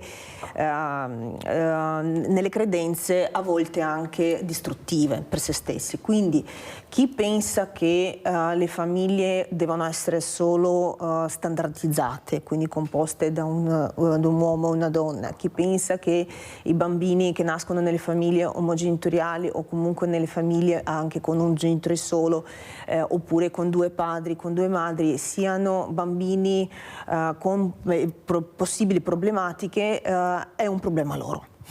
Cioè, non posso dire altro. La capacità genitoriale non è influenzata dall'orientamento sessuale dei genitori o dal genere dei genitori e questo è comprovato da anni di ricerche internazionali di lunga durata ed è comprovato anche dalle sentenze che sono state emesse anche nell'ultimo anno, nel 2025. Infatti l'ultima volta quando ci siamo visti sono stata qui l'ospite, ero in attesa della sentenza della Corte Costituzionale riguardo e anche del Tribunale di Venezia riguardo al discorso del riconoscimento della genitorialità intenzionale nelle coppie femminili di due genitrici. È finalmente arrivata. Il 22 maggio ho pianto proprio, anche se non riguardava me, perché alla fine riguardava altre mamme, perché io tra virgolette ero a posto, però essendo voce e volto di queste mamme in qualche modo li rappresentavo, ho pianto per loro e ho pianto soprattutto per tutte le altre famiglie e tutti gli altri bambini che nasceranno e stanno nascendo più o meno ogni giorno, ma al minimo una volta a settimana, e che avranno il diritto di essere riconosciuti, di avere la loro identità e soprattutto avere tutti e due genitori che fin da subito si riconoscono e accettano il proprio dovere genitoriale, quindi proteggendo il bambino. Grazie Irina per come ti sei espressa. Ecco, avete sentito con parole molto semplici che arrivano direttamente a voi per far capire l'importanza di conoscere prima, di capire, di riflettere e poi di decidere da che parte stai, cosa vuoi. Allora, dottor Ruzzante, come commenta queste parole di queste due donne? Ecco, una musicista, ecco, una donna invece che è in prima linea per difendere altre donne, altre realtà, altri bambini. Prego, dottor Ruzzante. Microfono, dottore. Stamattina mi sente, dottor Ruzzante? Niente, il collegamento non c'è. Allora sentiamo Erika Boschiero intanto che riprendiamo il collegamento, come commenta le parole di Irina, questa donna guerriera che va avanti nonostante tutto, le difficoltà enormi, perché ci sono leggi ben precise, non è sempre facile ottenere giustizia, poi in Italia non ne parliamo di giustizia perché neanche loro stanno litigando anche tra di loro, pensate noi a casa che ascoltiamo. Prego Erika. Ma trovo che sia bellissimo quello che sta facendo, soprattutto quando dice io sono a posto ma sono portavoce delle famiglie che ancora stanno vivendo il dramma anche di non sentirsi riconosciute. E credo che l'accoglienza della diversità sia prima di tutto sia una delle priorità. Adesso mi viene in mente una metafora che non è una metafora ma è molto di più. Voi sapete che io ho molto cara la questione delle foreste, dei boschi, no? Vi ricordate nel 2017 che cosa è accaduto con la tempesta 2018, scusate, Vaia. Con la tempesta Vaia, che ha buttato giù milioni di alberi in un colpo solo. E poi ho scoperto, studiando la questione, che il motivo per cui questo è accaduto è perché erano tutti alberi uguali, della stessa specie, della stessa età, non c'era biodiversità e questo ha causato la distruzione di intere foreste. Se quegli alberi fossero stati coltivati con diverse specie, diverse età, non avrebbe fatto la stessa fine. E ho pensato che forse anche per l'umanità vale questo, cioè la diversità è una ricchezza da tanti punti di vista, ci nutre, ci arricchisce e ci protegge paradossalmente, quando invece qualcuno vuole farci credere che il diverso sia una minaccia. Sandra da Padova, vai Sandra. Ciao bella e buongiorno alle signore. Bellissimo quel coro di ragazze, diciamo così, che si ritrovano in compagnia a socializzare. Bellissimo, bellissimo. Complimenti a chi l'ha ideato. Poi volevo dire un'altra cosa appunto riguardo alle famiglie allargate, alle famiglie monogenitoriali e avanti e su e giù. Io credo, Mirella, che una volta quando qualche marito o papà prendeva le valigie e spariva, andava in America, andava via e tirate su dalle nonne, dalle mamme. Io ne conosco diverse che sono cresciute in una famiglia tutta al femminile. Dunque anche lì dipende dall'educazione, dipende dal rispetto degli altri, dipende. L'unica cosa che mi lascia un po' perplessa, secondo il mio punto di vista, è mamma 1, mamma 2 che ho sentito. Cioè questa cosa mi disturba, scusatemi. Io credo mamme, basta. Cioè la parola mamme, no mamma 1, mamma 2, mamma 3. Cioè i bambini se crescono con amore, poi se vengono, perché tante donne le concepiscono, poi hanno la compagna, hanno la moglie, hanno il marito, mettila come vuoi, però tanti bambini sono stati anche adottati.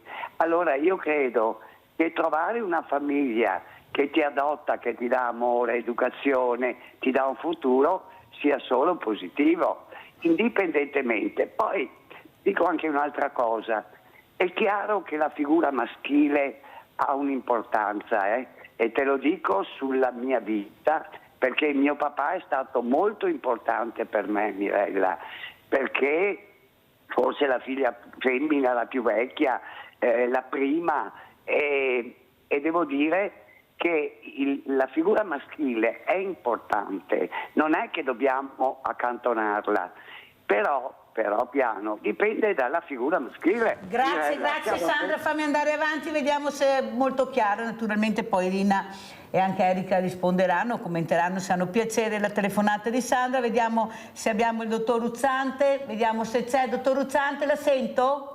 Sì. Ecco, adesso la sento. Non so se ha seguito questo dibattito. Come no. Ecco, se è riuscito a capire. Cosa ci dice, dottore? Come vede lei la situazione dal punto di vista maschile?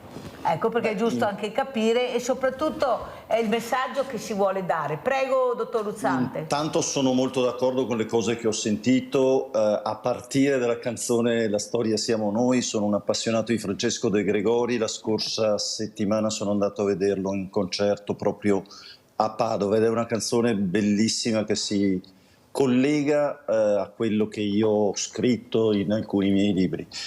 Non c'è ombra di dubbio che la famiglia è dove c'è amore, insomma, credo che i recenti episodi purtroppo quasi quotidiani di violenze che capitano all'interno della famiglia dimostrano che quelle non sono famiglie, perché se un uomo arriva addirittura ad uccidere la sua compagna, lì non c'è amore, c'è solo odio, e credo che questo sia chiaro a tutti. Quindi la famiglia è dove c'è amore e poco ha importanza che tipo di famiglia è da un punto di vista omogenitoriale o altro. E la sentenza è andata in maniera molto chiara a rendere giustizia alle tante famiglie che già esistono nel nostro paese da tanti anni. In secondo luogo, credo che la politica debba in qualche modo adeguarsi ai tempi moderni, cioè contrastare l'idea che ci possa essere una forma di educazione alla sessualità all'interno delle scuole è una cosa anacronistica, vecchia e assolutamente fuori dalla storia.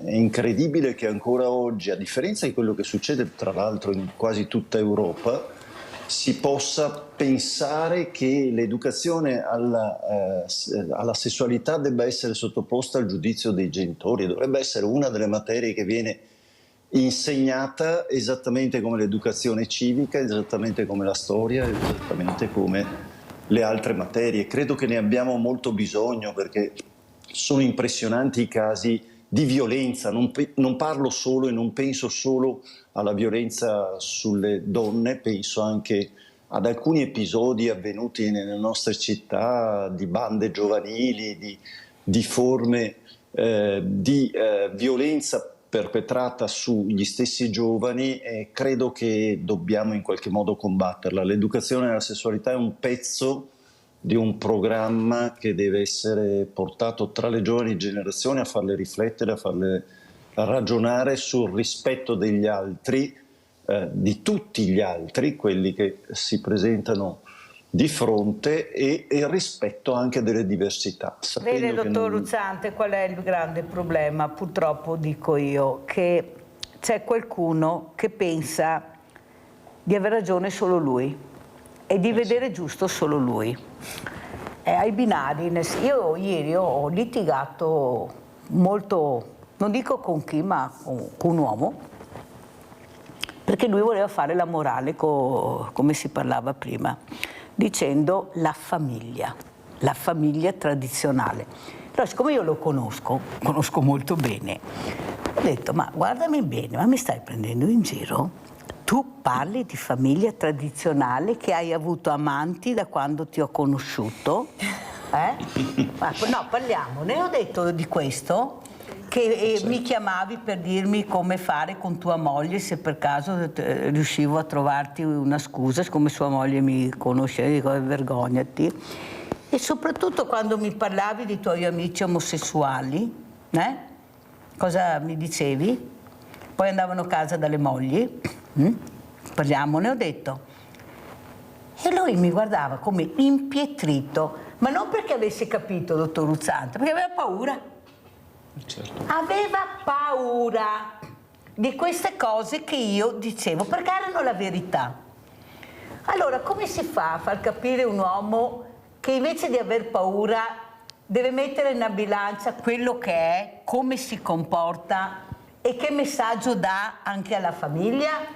A lei, dottor Ruzzante, poi sento gli altri ospiti.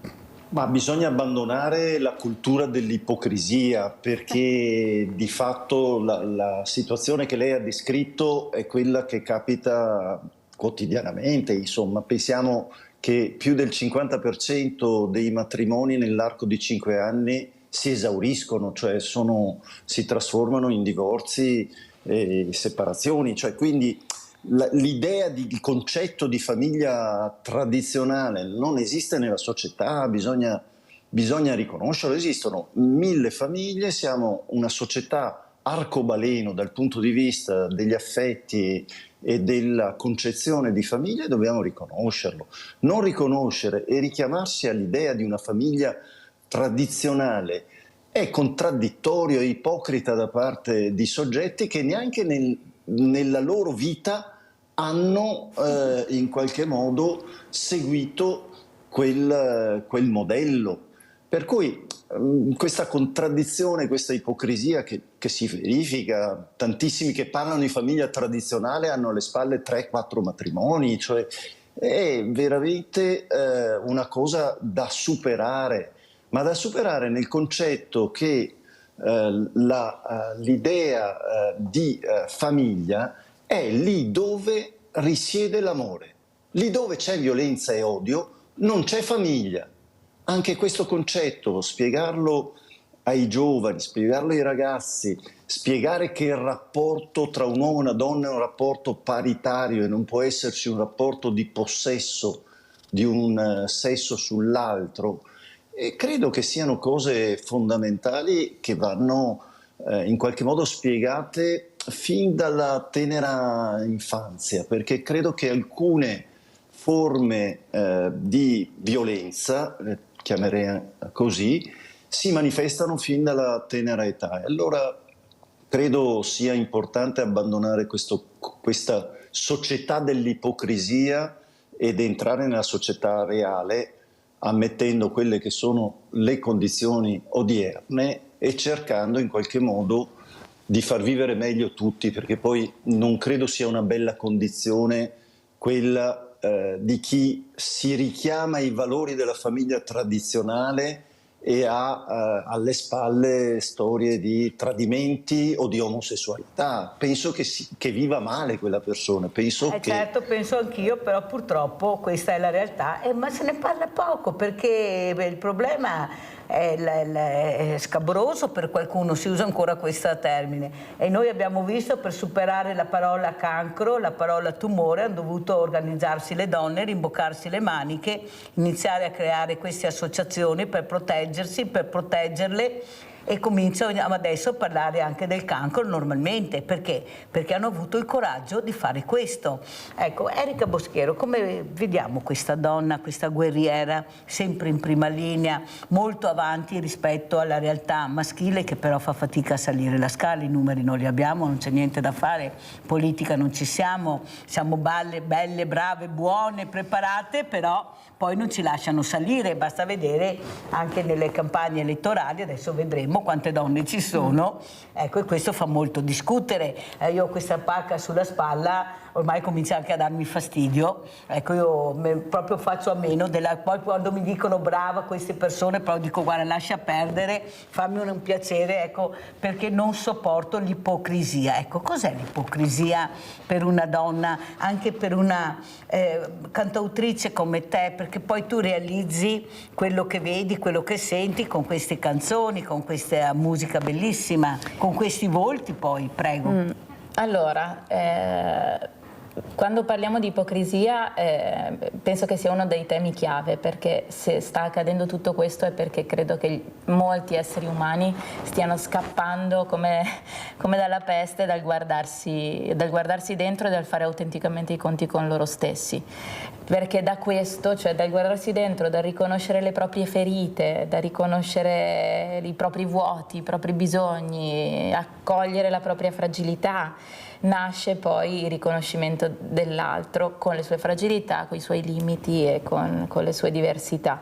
E quindi credo che il primo passo sarebbe proprio questo, ma questo richiede, come diceva il dottor Ruzzante, anche un'educazione emotiva, a saper dare un nome alle proprie emozioni, dare un nome al proprio vissuto, alla dignità del proprio vissuto. Per quanto riguarda la questione della donna, credo che quello che si chiama patriarcato, anche se molti odiano questa parola, però è una questione culturale estremamente che permea e di cui la nostra società è estremamente intrisa, perché sono millenni che ci stiamo dentro, e quindi anche tante donne, senza rendersene conto e senza saperlo, perpetrano modelli patriarcali quando è la figlia e non il figlio che deve sparecchiare la tavola, quando va bene, ok, la figlia può anche smettere di studiare a un certo punto, invece il maschio deve andare avanti, quando è normale che una donna con le stesse mansioni guadagni di meno rispetto a un uomo. Tutto questo è la palese dimostrazione che siamo una società che deve fare ancora un sacco di strada, ma anche qui torniamo alla necessità di una reale e pensata educazione anche alla questione di genere, che non è uno slogan che adesso passa il gender, che vogliamo che uno si scelga il sesso così, no? Oggi mi sveglio donna, domani mi sveglio uomo, va tutto bene. Non è questo, è veramente fare i conti seriamente con quello che siamo e che è la società che sta cambiando e che richiede degli strumenti che la maggior parte delle persone non hanno. Abbiamo Nadia da Treviso. Ciao Nadia. Ciao Mirella, buongiorno ai tuoi ospiti. Parlate di donne. Allora io l'altro giorno sono andata a fare la visita di revisione dell'invalidità e per la mia menomazione, diciamo, che sono stata operata al seno. E allora la prima visita mi avevano conclamato l'80% di invalidità. La revisione me l'hanno tolta, sono guarita, non ho più niente. Mamma. Allora, queste portato tutte, sto ancora facendo le terapie e mi hanno tolto tagliando dal mettere in macchina del posteggio. Io ho bisogno, perché devo andare in Borgo Cavalli, devo andare a fare visite, non so. Queste commissioni, guarda, mi fanno proprio schifo, lo dico sinceramente. Brava Nadia. Brava Nadia, la nostra guerriera continua, che vedrai che riavrai quel tagliando, fidati, vedrai che lo riavrai. Allora, Irina, cosa dire a questa... Tanto io direi che sarebbe tempo di smetterla di dividere tra uomo e donna e di parlare di persone. Ecco, forse sarebbe una cosa molto importante iniziare a parlare di persone e non dividere. Noi dividiamo fin da bambino, bambina, ragazzo, ragazza. Parlare di persone invece non potrebbe essere un passo in avanti per capire che forse, ecco, parlando alla persona già entri in una orbita diversa? Assolutamente. Le parole hanno un peso e ogni parola che ci entra in testa alla fine ha un valore molto importante, quindi è necessario anche scegliere queste parole. Per esempio, quando la signora Sandra, che è intervenuta in diretta, in qualche modo lamentava, no, delle diciture mamma 1 e mamma 2, guardi signora Sandra, non esistono queste diciture e nella mia famiglia, la nostra figlia che ha 9 anni e mezzo chiama me mamma Irina e la mia moglie mamma Lella, non ci sono i numeri e probabilmente signora si riferiva alla famosa propaganda del genitore 1 e genitore 2 sulle carte d'identità. In verità la Corte di Cassazione di quest'anno 92-16, la sentenza, ha stabilito che sulle carte d'identità dei minori deve tornare la dicitura genitori, che è sempre esistita fino al decreto Salvini del 2019, quindi fino al 2019 erano sempre genitori senza l'indicazione del sesso oppure del ruolo genitoriale padre-madre. Infatti la figura maschile di cui sempre nominava la signora Sandra, l'importanza della figura maschile, io direi piuttosto, utilizzerei l'importanza del ruolo genitoriale.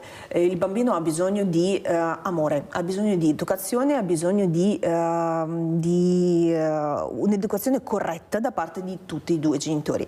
Che poi siano 2 maschi oppure 2 femmine non ha alcuna importanza, perché i nostri figli crescono come qualsiasi altro bambino, perché le nostre famiglie hanno le stesse problematiche, le stessi anche vantaggi da qualche punto di vista e non si discostano dalla normalità genitoriale qualunque, no?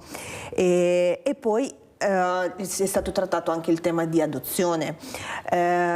le famiglie omogenitoriali, soprattutto le famiglie che hanno tanta fatica a procreare, come per esempio 2 genitori di sesso maschile, quindi 2 padri, ma anche tantissime madri vorrebbero adottare, ma in Italia non è possibile, l'adozione è preclusa.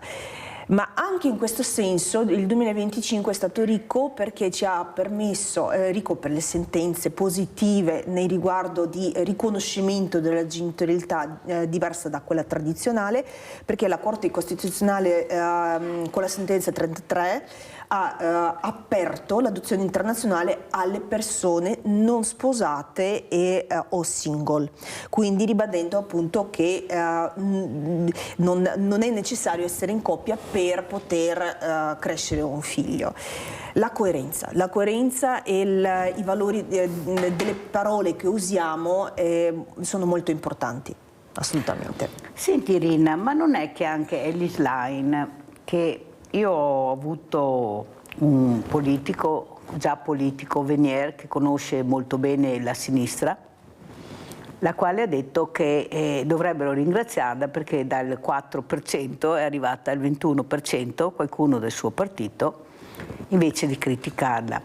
Ma non è che questa donna, e l'abbiamo sentito anche le critiche, si è isolata da qualcuno proprio all'interno del suo partito per questo coraggio che ha anche avuto di dire quello che è, quello che fa? E questo dà fastidio anche a una parte della sinistra? Io di politica ne capisco poco, dico la sincera verità, però capisco che laddove c'è la tendenza di arrivare all'estremo confine politico, alla fine la bilancia riporta sempre indietro. Quindi se noi, per esempio in Veneto, da 30 anni siamo più verso destra, prima o poi la bilancia si sposterà verso sinistra. Mentre per quanto riguarda il capo partito, Elly Schlein, qualsiasi propria convinzione che magari non fa parte ma questo non riguarda solo lei, riguarda qualsiasi altra persona, donna, uomo, non ha importanza, o anche non ha importanza il partito. Se le nostre credenze, le nostre convinzioni non sempre rispecchiano il modo di pensare collettivo, questo ci estranea sempre, ma in qualsiasi ambito della vita. Perciò è normale, però bisogna essere coerenti nel continuare a credere in quello la tua posizione, ma è quello che perché tu la persona sei. è sempre, cioè Certo. Elly non è solo in primis è Elly Schlein, cioè esatto. è una persona, è una donna e quindi è una persona che può e deve avere il permesso di pensare e di dire quello che vuole. Abbiamo Paola da Treviso, vai Paola. Buongiorno a tutti. Volevo dire un po' quello che è giusto a riguardo dei bambini che vivono con genitori dello stesso sesso. Io non vorrei offendere nessuno a questo riguardo, però dovremmo anche pensare di fare il bene dei bambini.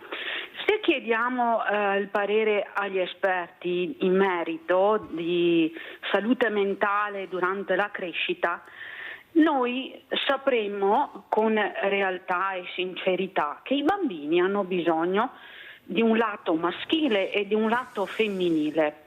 Allora, se noi per il nostro egoismo vogliamo a tutti i costi crescere un figlio adottato o con l'affitto dell'utero ed essere 2 genitori maschili o 2 genitori femminili, perché abbiamo questo egoismo di avere dei bambini e non ci basta essere delle coppie omosessuali e vivere il nostro amore omosessuale, lo vogliamo anche trasmettere ai bambini. Beh, mi dispiace, ma stiamo facendo un crimine. Non è giusto che un bambino non abbia il suo sacrosanto diritto di crescere con un padre maschile e una madre femminile. Chiediamo il consiglio e il parere degli esperti, Mi dispiace se ho offeso qualcuno o se tolgo serve anche a fare le riflessioni, non siamo mica un binario unico, ognuno può dire quello che vuole, siamo anche in democrazia, anzi fa piacere perché c'è anche un dibattito e un dialogo, è quello che noi vogliamo, aprire un dialogo, un dibattito. Ruzzante, cosa dice dottor Ruzzante? È caduto il dottor Ruzzante, allora sentiamo cosa ne pensa Erika di quello che abbiamo sentito, poi rivediamo. Io passerei la palla a Irina, è la persona Sì, ma io voglio sentire anche la tua opinione. Beh, ovviamente non sono d'accordo con la signora. Riconosco che effettivamente ci sono ruoli diversi. In genere in una famiglia la madre ha un atteggiamento più accogliente, più affettuoso, no? E il padre è quello che dà le regole, ed è chiaro che un bambino ha bisogno di questo e di quello, dell'amore protettivo e accogliente e delle regole.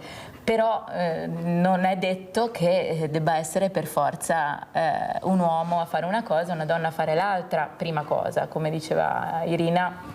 No, può esserci che una delle due mamme sia molto invece capace di dare i limiti, dare le regole, dare quello che serve per contenere cosa necessaria più che mai oggi, perché questi ragazzi sono completamente lasciati senza limiti e senza regole, vediamo quali sono le conseguenze. Lungi da me, cioè, neanche andava bene il modello di prima, dove erano solo cinghiate no?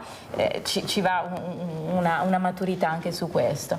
E al contempo questo non significa che non possano esserci anche altre figure maschili di riferimento. Ci sono i nonni, ci sono gli zii, ci sono i vicini di casa, cioè poi sta alla famiglia trovare le persone giuste per dare al figlio quello che serve. Quando si dice l'egoismo, possono esserci anche casi di egoismo, io non posso dire che magari non ci siano, però penso anche che ci sia tanto amore e anche nel caso dell'adozione trovo che ci sia molto più benessere per un bambino stare in una famiglia anche con un solo genitore o con due genitori omosessuali piuttosto che in un istituto, cioè, non riesco. Sentiamo il dottor Ruzzante, ha ripreso la linea. Dottor Ruzzante, non so se ha seguito questo dibattito, anche la telefonata di Paola da Treviso che non è d'accordo, ecco, su questa di crescere i bambini, ecco, solo con due mamme o due papà, ma una mamma e un papà. Lei come vede soprattutto la politica, che messaggi sta dando, dottor Ruzzante?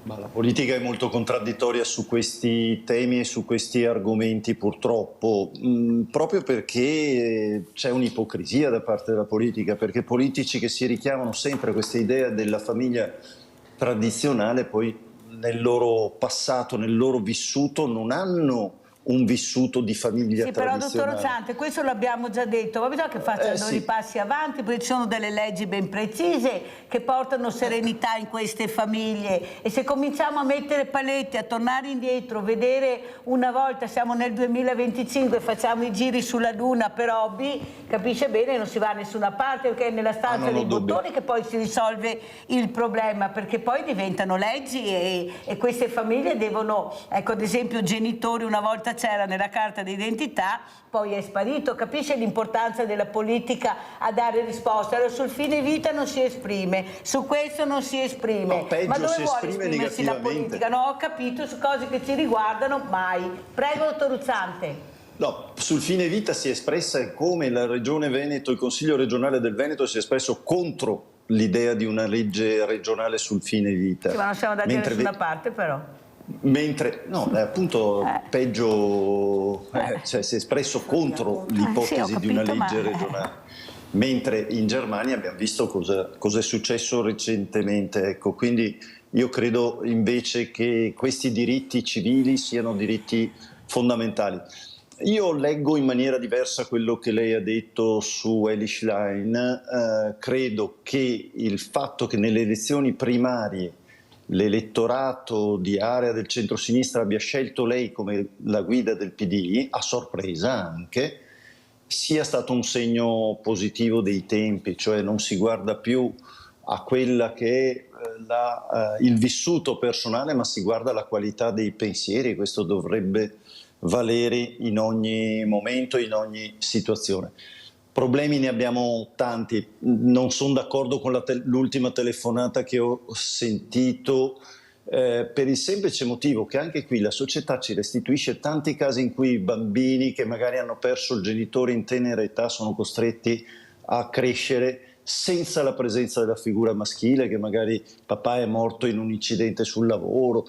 E cosa vuol dire? Quel bambino non ha forse le stesse aspirazioni, le stesse capacità di crescere, avendo mille altre figure, punti di riferimento maschili, che possono essere gli insegnanti, che possono essere appunto i nonni, che possono essere altre figure maschili che trova nell'ambito della società. Quindi trovo che veramente gli argomenti che vengono portati contro sono degli argomenti che non fanno i conti con la società reale. La società è già così, non è che dobbiamo trasformarla, è già così, c'è la presenza di famiglie, ci sono tante famiglie arcobaleno, vanno riconosciute, gli vanno garantiti dei diritti. Quando io andavo a scuola, alle elementari, la pagella c'era scritto firma di un genitore o di chi ne fa le veci. Questo era scritto, erano indietro, no, erano più avanti rispetto Sì, ma vede, a chi dottor oggi... Ruzzante, corro perché ormai il tempo è tiranno. Il problema è che a mio avviso non dovrebbe essere la regione una a favore, una contro. Cioè non andiamo da nessuna parte, passano sempre il cerino, quando non vogliono toccare il treno e dare risposte, allora passano alle regioni, alle province, ai comuni. Noi dobbiamo avere una legge a livello governativo che faccia chiarezza, appunto. E non te diciamo, ma la regione Veneto ha detto così, l'altra ha detto di no. Non andiamo da nessuna parte, È non ferma facciamo in passi Parlamento da avanti. anni la legge Il politico sul fine vita. passa, dottor Ruzzante, noi abbiamo gli stessi problemi, abbiamo passato 70 governi, siamo gli unici in Europa, 70 governi per ritrovarci a parlare ancora nel 2025 di cose che avrebbero dovuto essere superate da una vita. E qua mi scusi, dottor Ruzzante, ma anche la sinistra non è che abbia dato tutte queste risposte, perché prima, adesso di destra a destra, prima a sinistra, ma risposte non sono mica arrivate di chiarezza e di trasparenza su temi che riguardano tutti noi cittadini che paghiamo le tasse e paghiamo i politici. Poi delega a noi cose impossibili, referendum, ma chi capisce niente di giustizia sulla separazione delle carriere, sulle trivelle, ci passano il cerino. Perché non ce lo passano su questi temi? Caccia, fine vita, separazione delle coppie arcobaleno, cosa ne pensiamo? Silenzio. Noi spendiamo i soldi dove loro non vogliono impegnarsi, allora passano il cerino a noi. Luciano da Desenzano, vai Luciano. Mirella, ciao, buongiorno agli ospiti. Io, Mirella, vorrei due badanti. Questa è stata una battuta. Niente, guardate che vi sbagliate sul fine vita della Regione Veneto. È stata la consigliera del PD che ha votato no. Ha votato no, altrimenti passava, perché Zaia ha votato sì, Mirella. No, ma noi non abbiamo fatto i nomi di chi ha votato sì e chi ha votato no. Noi abbiamo detto un'altra cosa, Luciano, abbiamo detto che siamo punto a capo, no? Chi ha votato sì e chi ha votato no, siamo punto a capo. Luciano, veloce perché sono in chiusura. Aspetta un momento, io sono favorevole a due donne che prendono i bambini, questo sì, gli uomini un po' di meno. Poi ci sono tanti bambini nei collegi, purtroppo 50.000. E poi l'ultima cosa, ma perché dobbiamo sapere che il politico, il cantante o anche persone normali sono gay, sono di qua, sono di là? Perché dobbiamo saperlo? Ultima, guarda, ascoltatemi bene, la sinistra è per essere comunitari, specialmente musulmani, con questa religione terribile che in tutta Europa, non so se vedete, ma i manifestanti in Inghilterra che protestano. Grazie Luciano, poi veramente non è cattiveria, ma non ce la faccio, ho già forato e devo anche salutare gli ospiti, ma sei stato chiarissimo, penso che hai detto tutto quello che dovevi dire. Irina. Signora Paola non voleva offendere, infatti non mi sono offesa, come non ci offendiamo mai ascoltando le persone che sono contro, cioè anzi non contro, che non accettano il nostro credo. Però, come dicevo prima, le parole sono molto importanti. Quando si parla dell'egoismo che viene attribuito per qualche motivo alle nostre famiglie, io vorrei ricordare quelle famiglie che composte da uomo e donna che non riescono, per esempio, a procreare, oppure quando c'è il matrimonio e subito dopo iniziano a chiedere: allora quando è il figlio? Quando è il figlio? Lì non è l'egoismo di mettere al mondo una persona solo perché la società prevede che il ruolo deve essere femmina, deve partorire il maschio, deve partorire la femmina, cioè il coso.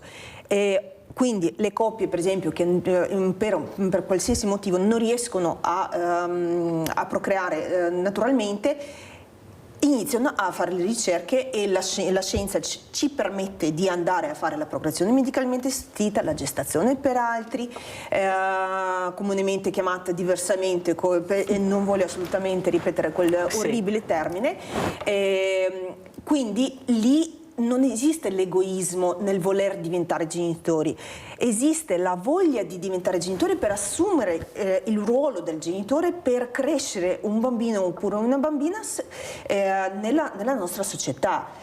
Ci sono le persone che lo vogliono fare, ci sono le persone che non lo vogliono fare, ma non esiste egoismo solo delle coppie omogenitoriali che, guarda caso, loro non possiamo creare da soli e allora ci chiediamo la scienza in aiuto. Andiamo avanti. Le parole sono importanti. Le parole sono fondamentali. Allora andiamo a vedere anche questo libro del dottor Ruzzante, ecco questo libro importante, adesso vediamo la copertina, dottor Ruzzante, ecco molto importante la figura di Berlinguer, questo, ecco una cosa che io noto spesso e lo dico anche dottor Ruzzante, che una volta questi politici di destra, di sinistra, io mi ricordo i dibattiti tra Almirante, appunto Berlinguer, sempre anche tosti, ma nella maniera più civile, più intelligente, più costruttiva. Adesso mi sembra che siamo nel deserto assoluto, cioè solo liti, dopo chiediamo perché i giovani sono così, cioè ma che esempi si dà in Parlamento che diventa una corrida dove dovrebbe regnare l'etica? Qui la politica dovrebbe intervenire, chi si comporta male ma fuori, però mi sembra che tutto si accetti ormai, ma con il dialogo si costruisce la pace, con l'informazione, il bene del territorio, non con altro, non di sicuro con la violenza, la maleducazione. Cosa dice dottor Ruzzante? E vediamo anche il libro, per cortesia, mi mandate la foto del libro del dottor Ruzzante, per cortesia. Prego, dottor Ruzzante.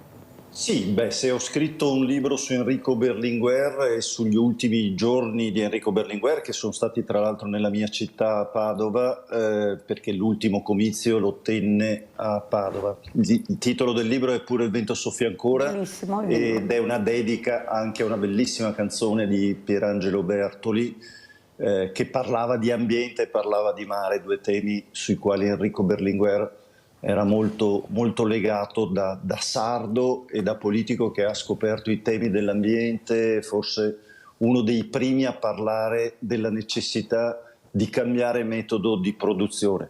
Hai ragione quando dici se a 40 anni dalla morte di Enrico Berlinguer siamo ancora qui a parlarne, sono usciti dei film bellissimi e straordinari come quello di Andrea Segre che ha riempito le sale dei cinematografi in tutta Italia, è il segno che un po' ci mancano questa idea della politica che era anche rispetto delle diversità, delle idee degli altri e rispetto anche nella forma, oltre che nella sostanza. Credo che anche questo sia una lezione che Enrico Berlinguer continua a lanciarci. Ha lanciato dei pensieri che erano talmente lunghi che resistono ancora oggi. Ha parlato per primo di necessità di cambiare il sistema di produzione perché dobbiamo pensare alle future generazioni. Ha parlato per primo di questione morale prima che scoppiasse Tangentopoli in Italia, ben prima, ed è stato il primo a lanciare un grido di allarme sulla necessità di riportare la politica dentro i suoi confini e non andare oltre i suoi confini. la necessità delle battaglie per le donne. Lui pensava addirittura alla costituzione di un gruppo parlamentare di sole donne in Parlamento per battersi sui temi dei diritti delle donne, perché le donne avevano vinto 2 grandi battaglie, quella sul divorzio e quella sull'aborto attraverso i referendum, e quindi Berlinguer aveva capito per primo che le donne potevano essere anche perché sono state le prime a fare il sciopero. Il primo sciopero che c'è stato è stato fatto dalle donne, perciò lui aveva capito quello che doveva essere capito, che la donna doveva essere valorizzata. Guarda come ci ritroviamo, abbiamo fatto sì dei passi in avanti, ma a mio avviso abbiamo ancora molta strada da fare. Anche il dialogo con il mondo cattolico, con la stessa Dottore, devo chiudere perché non ce la faccio più, la ringrazio comunque, grazie di essere stato a Sveglia Veneti, complimenti per questo libro, anche il titolo molto bello. Vedo Erika Boschiero, come ci saluti Erika? Eppure il vento soffia ancora, spruzza l'acqua alle navi sulla prora e sussurra le foglie tra i capelli e corre a gara in volo con gli uccelli. Bellissimo, grazie, grazie Erika Boschiero. Irina, come ci saluti? Vorrei soffermarmi velocemente sulla necessità di educazione sessuo-affettiva nelle scuole. I bambini capiscono tutto se gli viene spiegato.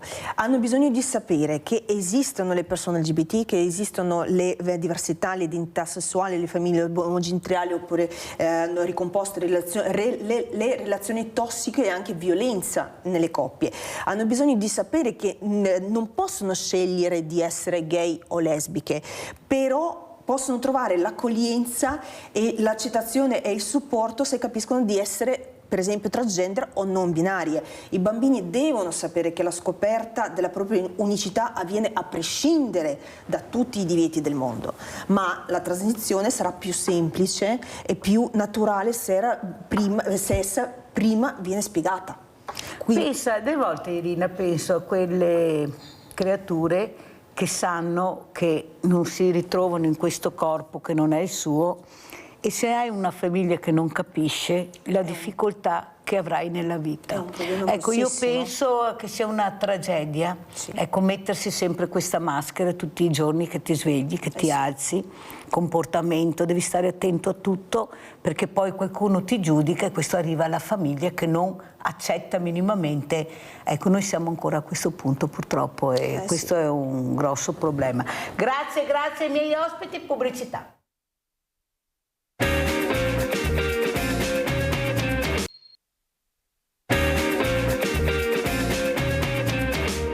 Nonostante i 26.000 iscritti in provincia di Venezia, di cui 5.000 tra centro storico e Mestre, l'Avis ha iniziato il 2025 con un netto calo di donazioni di sangue rispetto allo stesso periodo del 2024, tradotto in numeri, da gennaio a giugno un meno 7%, che ha fatto suonare un campanello d'allarme nell'associazione, risultata la peggiore del Veneto. Purtroppo, perché è cambiato il sistema, diciamo, di prenotazione, il programma, il software è stato sostituito, l'ha voluto l'azienda Zero, la regione, e come tutte le cose nuove quando partono non è che la partenza sia a razzo. Difficoltà per gli stessi donatori che dovevano prenotarsi la donazione. Da giugno però, grazie a campagne di informazione, telefonate mirate ai donatori che non erano più attivi da almeno 2 anni e perfino l'appello del patriarca di Venezia Francesco Moraglia, la tendenza si è invertita. Oltre 3.000 donazioni a luglio e altrettante ad agosto, molto meglio del 2024, e così il calo complessivo dei 2 mesi estivi è sceso dal meno 7 al meno 1,7%. Tra i comuni più virtuosi, sopra quota 300 donazioni al mese, Mestre, Chioggia e Dolo. Luglio è andato molto bene, abbiamo avuto una ripresa. Agosto anche, ci siamo attivati con l'ufficio di chiamata, abbiamo chiamato dei donatori, abbiamo fatto appelli attraverso la stampa, eventi, siamo stati presenti ovunque. Io ho 3 obiettivi. Allora, il primo ovviamente è la raccolta di sangue, arrivare all'autosufficienza e anche con il plasma. Il secondo punto molto con i giovani, fare attività per i giovani e le scuole, e poi fare squadra. Ricco il calendario di appuntamenti per il rilancio delle 43 sezioni veneziane dell'Avis, MES tra giovani, donne e nelle scuole. Venerdì ad esempio il giubileo del donatore con la messa nella Basilica di San Marco celebrata alle 18:45 proprio dal Patriarca Moraglia. E poi servono nuove macchine, attualmente ce ne sono 2, ne occorre almeno una terza e più medici e infermieri nei punti di raccolta della provincia. Ne parleremo di Avis con questa mattina col presidente dell'Avis Regione Veneto Luca Marcon, che è qui con noi. Grazie Presidente di essere qui. Saluto anche il professor Pierangelo Clerici, presidente Associazione Microbiologi Clinici Italiani. Grazie anche a lei professor Clerici, molto importante anche la sua voce questa mattina. Allora iniziamo proprio dal presidente Marcon. Come commentiamo questo servizio che abbiamo visto? Cosa aggiunge? Come commenta? Sì, buongiorno a tutti intanto e grazie per l'invito. Ci sono una serie di elementi coincidenti purtroppo che nel corso del 2024 hanno interessato la raccolta del sangue in Regione Veneto. La causa del calo che avete visto nel servizio che è appena andato in onda riguarda la sostituzione del sistema informatico ospedaliero e in parallelo il cambio del sistema informatico di prenotazione che ha causato problemi proprio pratici ai donatori. Perché? Perché il nuovo sistema chiede che il donatore si prenoti attraverso l'uso dello SPID, mentre prima la prenotazione veniva fatta o chiamando telefonicamente il centro trasfusionale o facendosi aiutare dalle associazioni che hanno proprio il compito di fare e organizzare le chiamate.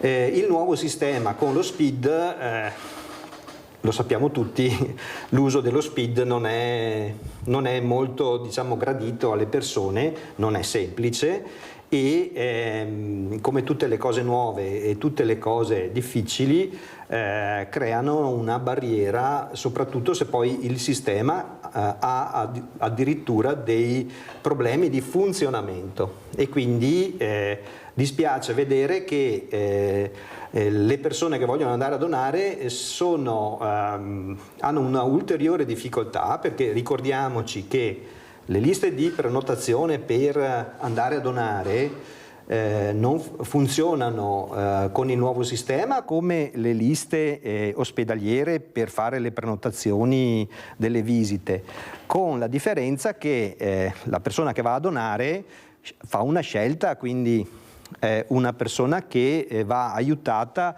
a compiere questa scelta, ed è questo il compito delle associazioni. Porgli degli ostacoli fa sì che la persona dica no, non vado a donare perché non ho voglia o non ho tempo o è troppo difficile prenotarsi. Allora, professor Clerici, professor Pierangelo Clerici, facciamo fatica a donare in generale perché i dati sono questi che io ho, però per quanto riguarda gli antibiotici a nastro diventiamo noi medici, abbiamo l'antibiotico in casa, un po' di tosse prendo l'antibiotico, do l'antibiotico a mio figlio, ma vogliamo capire che forse dobbiamo informarci e ascoltare le persone che hanno studiato, che ci dicono i percorsi da fare quando prendi. Io ho avuto anche il professor Garattini ospiti, che saluto e ringrazio, che anche lui dice basta, non ne possiamo più con questi antibiotici presi così. Ma perché? Sì, sono anche genitori giovani, non sono genitori che non possono sapere, eppure l'antibiotico facile è così. Prego, professor Clerici.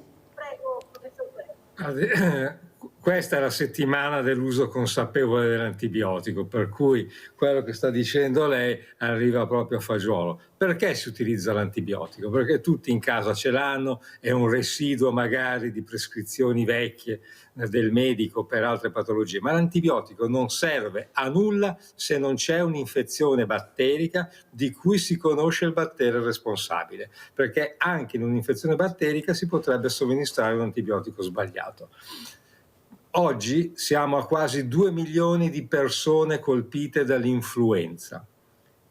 Io so per certo che buona parte di questa popolazione assume comunque un antibiotico senza sapere che l'antibiotico non serve assolutamente a nulla contro l'influenza e contro le infezioni virali. Questo un po' è la colpa di una mancata diffusione di informazioni corrette da parte nostra, da un certo commercio e dall'autoprescrizione che incide. Io insisto nel dire che l'antibiotico deve essere somministrato in scienza e coscienza sulla base di una prescrizione medica dopo un percorso diagnostico, ma questo deve essere inculcato alle giovani generazioni, perché è chiaro che nell'anziano, anche nella persona matura ma non particolarmente istruita, l'antibiotico sembra essere la panacea, perché comunque riduce la sintomatologia senza però colpire l'infezione se virale. L'educazione sulla somministrazione dell'antibiotico deve essere effettuata nelle scuole, cioè i bambini devono tornare a casa e quando la mamma davanti a un bambino con la tosse gli dice prendi questa pastiglietta, il bambino deve dire scusa ma perché mi dai l'antibiotico se il dottore non l'ha prescritto? Questo è il dato di fatto. Noi abbiamo un overuse di antibiotici. E questo è il motivo per cui quando serve realmente l'antibiotico somministrato non funziona perché i batteri sono diventati resistenti. Quindi si genera un circo vizioso. Un farmaco efficace diventa, a causa dell'uso inappropriato, un farmaco inefficace. Più chiaro di così penso che il professor Clerici non possa essere stato. A casa ascoltate bene. Allora, Presidente, cosa dice? Ecco, questa informazione, come dice il professor Clerici, noi dobbiamo iniziare dalle scuole, ma la scuola è preparata per fare questo? Abbiamo la possibilità di divulgare, ecco, queste informazioni utili? Perché io non devo essere fortunata, come dice il professor Clerici, ad avere quella scuola, quegli insegnanti, quei dirigenti. Io devo avere quello che mi aspetta di diritto, conoscere.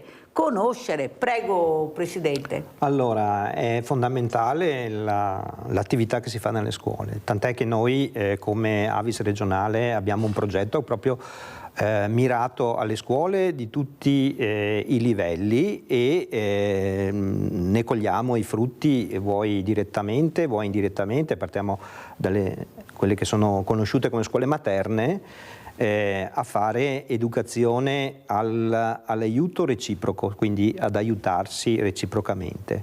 E concordo col professore, come noi andiamo nelle scuole a educare i ragazzi di tutti i livelli a sviluppare la solidarietà, si può fare anche un percorso di insegnare ai ragazzi, ai bambini, che la medicina non è una cosa che si guarda su internet e poi ci si fa la diagnosi, cioè si fa una diagnosi perché ho guardato internet, cosa che succede sempre più spesso, lo facciamo tutti, lo faccio anch'io, non sono...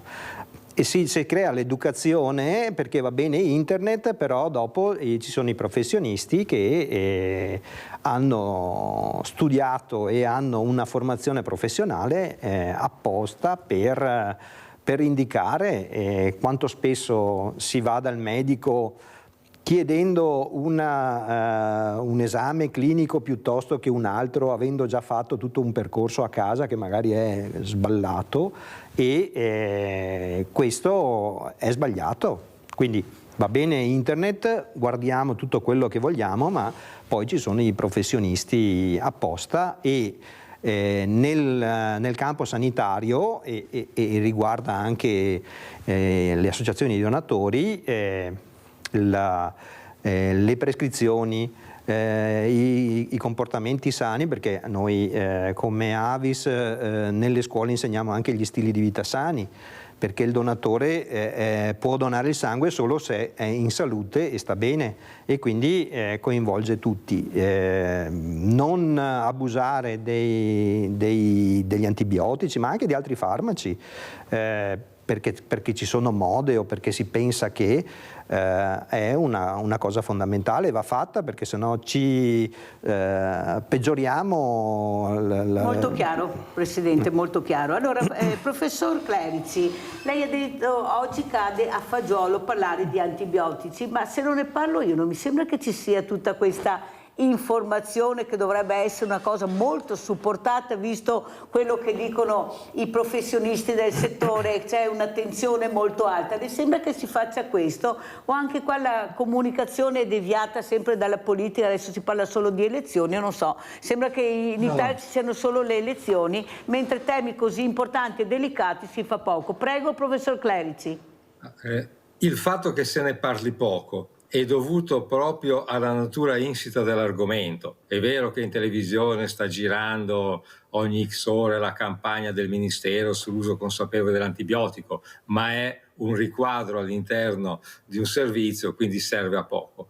Ma perché? Perché l'antibiotico purtroppo non paga le campagne pubblicitarie, le informazioni, perché è un farmaco che viene somministrato alla bisogna per un'infezione acuta e poi si mette in un cassetto. Se fosse un farmaco che serve per patologie croniche, stia tranquilla che tutti i giorni ne sentiremo parlare. Io faccio l'esempio dei farmaci che oggi vanno di moda, che guardo con terrore, per dimagrire, quelli che si iniettano in pancia, non facciamo i nomi, ma che stanno ormai diffondendosi perché la gente li utilizza come metodi per sostenere delle diete. Allora, questi farmaci, che poi non sappiamo quali effetti a distanza avranno, perché è pochissimo tempo che vengono utilizzati, però piacciono, costano, sono di utilizzo reiterato, per cui si spinge su questo. L'antibiotico che, somministrato per 5 giorni, poi cessa di essere il farmaco da assumere, non traina. Quindi c'è un difetto dovuto proprio alla spinta delle aziende farmaceutiche sull'antibiotico.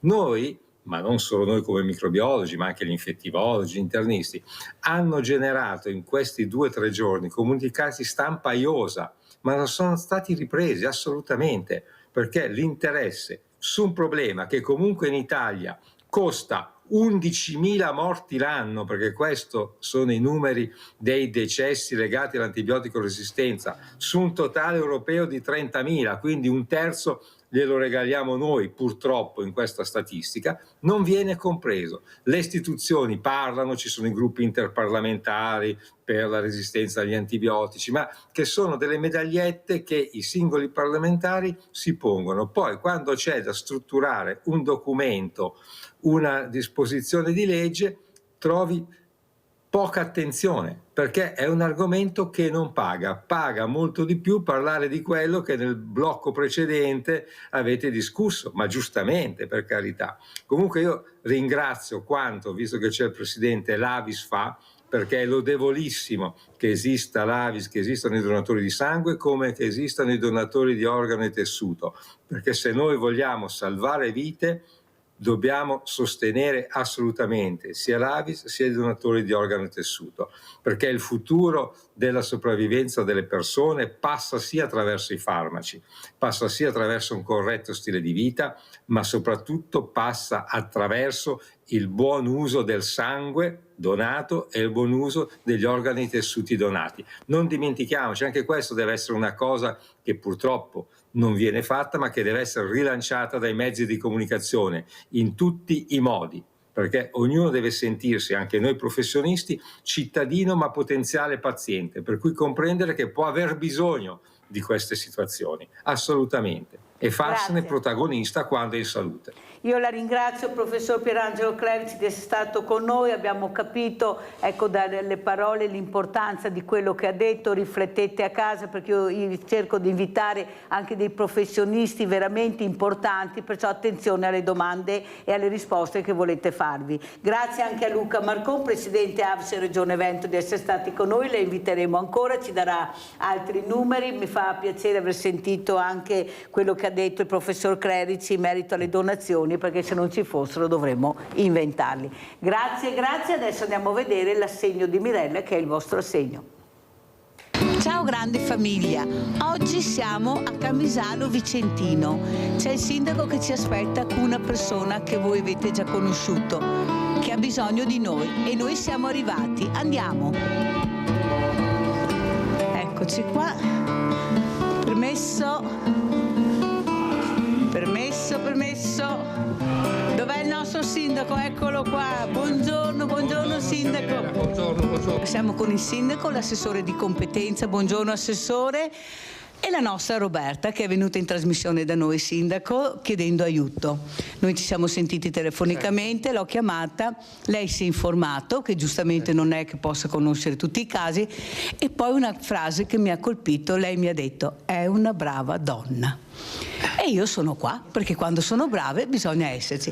Cosa è successo, sindaco, dalle informazioni che lei ha potuto apprendere? No, io quando lei mi ha chiamato, essendo la signora residente nel nostro comune da pochi anni, mi pare arrivata nel 2010, non le conoscevo, anche se il cognome della signora è un cognome tipico camisanese, ce ne sono moltissimi. Allora mi sono attivato attraverso i servizi sociali e anche l'assessore a chiedere se aveva conosciuto la signora in passato, perché se uno ha del bisogno noi siamo sempre qua. E allora l'assessore mi ha informato, mi ha detto che tramite la cooperativa la signora aveva trovato un lavoro, anche se temporaneo, in un comune limitrofo, e che dalle informazioni che aveva avuto erano molto contenti, che hanno detto che era una brava signora. Allora, se è una brava signora si aiuta.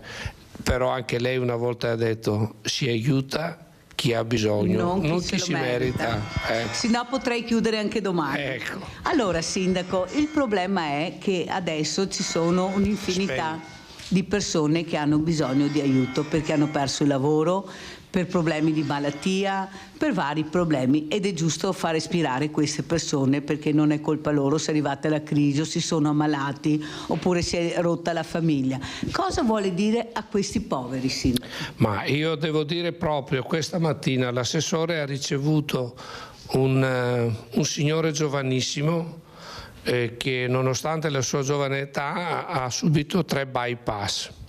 È venuto in studio da me e io gli ho detto: sabato mattina l'assessore riceve, ho raccomandato, è logico che con le restrizioni economiche che i governi hanno applicato nei nostri comuni, e voi lo sapete, non possiamo dare uno stipendio a chi ne ha la necessità, però una bolletta della luce o del gas, una rata dell'affitto, eccetera eccetera, fin là ci arriviamo, e dopo cerchiamo, se come nel caso della signora, trovare un lavoro anche se momentaneo, ma non soltanto perché la persona che trova lavoro ha un ritorno economico, ma perché non si sente più umiliata, non si demoralizza, non si sente realizzata nel suo essere capace di offrire un servizio agli altri. Ecco, in effetti quello che noi cerchiamo è di dare ascolto a queste voci. Delle volte chiedono anche semplicemente di essere ascoltate,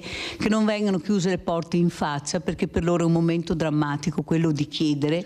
Tanto è vero che la signora Roberta, quando è venuta da noi lunedì scorso, si è sciolta in un pianto, non ce la faceva più, talmente era l'ansia, c'era la disperazione, questo dire come faccio io ad andare avanti. E mi fa molto piacere che intanto sia arrivato un po' di lavoro, anche se temporaneo, perché questo dà dignità a queste persone, questo che dà dignità alle persone, il lavoro. Poi noi arriviamo con l'ossigeno, che sarebbe l'assegno, tanto per rimetterli in gioco, però aver trovato lavoro, anche se temporaneo, è una bella cosa. Cosa vuol dire per lei sociale in un paese anche piccolino, anche se non è tanto piccolo, però quanto vicini bisogna essere alle persone in difficoltà? Ma guardi, la cosa che ho detto anche a casa è che da quando ho iniziato questo percorso nel 2014 io non pensavo che in un comune di 11.000 abitanti, quasi 12.000, ci fossero così tanti casi. Onestamente, da privato cittadino non si viene a conoscenza di tutte le problematiche che ci sono, ma veramente ce ne sono tante. Come dicevo prima con la signora, purtroppo noi come comune ci troviamo in una situazione molto difficile, perché molte volte si prendono delle decisioni a livello centrale che poi ricadono sui comuni, e il comune fa fronte con quello che può. Ma veramente sono molteplici i casi a volte non sai nemmeno da dove iniziare, perché si incastrano più problematiche che sono veramente difficili e noi con quel poco che abbiamo cerchiamo di dar fronte, di dare, come dice giustamente lei, anche una parola, ascoltarli, stare lì, fare una chiacchierata di mezz'ora per vedere di almeno risolvere in parte quelli che sono i loro problemi. Un po' di ossigeno. Pensi che noi abbiamo chiuso gennaio 2019 rispetto a gennaio 2018 come Banco Solidale, come presenze abbiamo 50 famiglie in più rispetto a gennaio 2018. Abbiamo proprio chiuso l'altro giorno, proprio perché voglio proprio monitorare, direi mensilmente, questa situazione, e se io il mese di gennaio 2019 lo apro con 50 casi estremi, perché quando arrivano al Banco Solidale sono casi estremi, vuol dire che qualcosa non sta funzionando. Cosa dice Sindaco? Sicuramente io penso che i governi centrali devono dare più la possibilità ai comuni, che dal punto di vista costituzionale l'ente più vicino al cittadino, di poter dare delle risposte. Certo. Io volevo far presente ultimamente il Tribunale dei minori ha stabilito che una bambina del nostro territorio deve essere messa in una comunità. Messa in una comunità una bambina vuol dire 150 euro al giorno, sono 60.000 euro in un anno, vuol dire spendere tutto il bilancio del sociale. Per non risolvere poi il problema, perché la bambina viene strappata alla famiglia, esatto, ed è un dramma che si porterà a vita per tutta l'esistenza. Per cui quando noi diciamo cercate di darci la possibilità, lo chiediamo per poter essere utili ai nostri cittadini.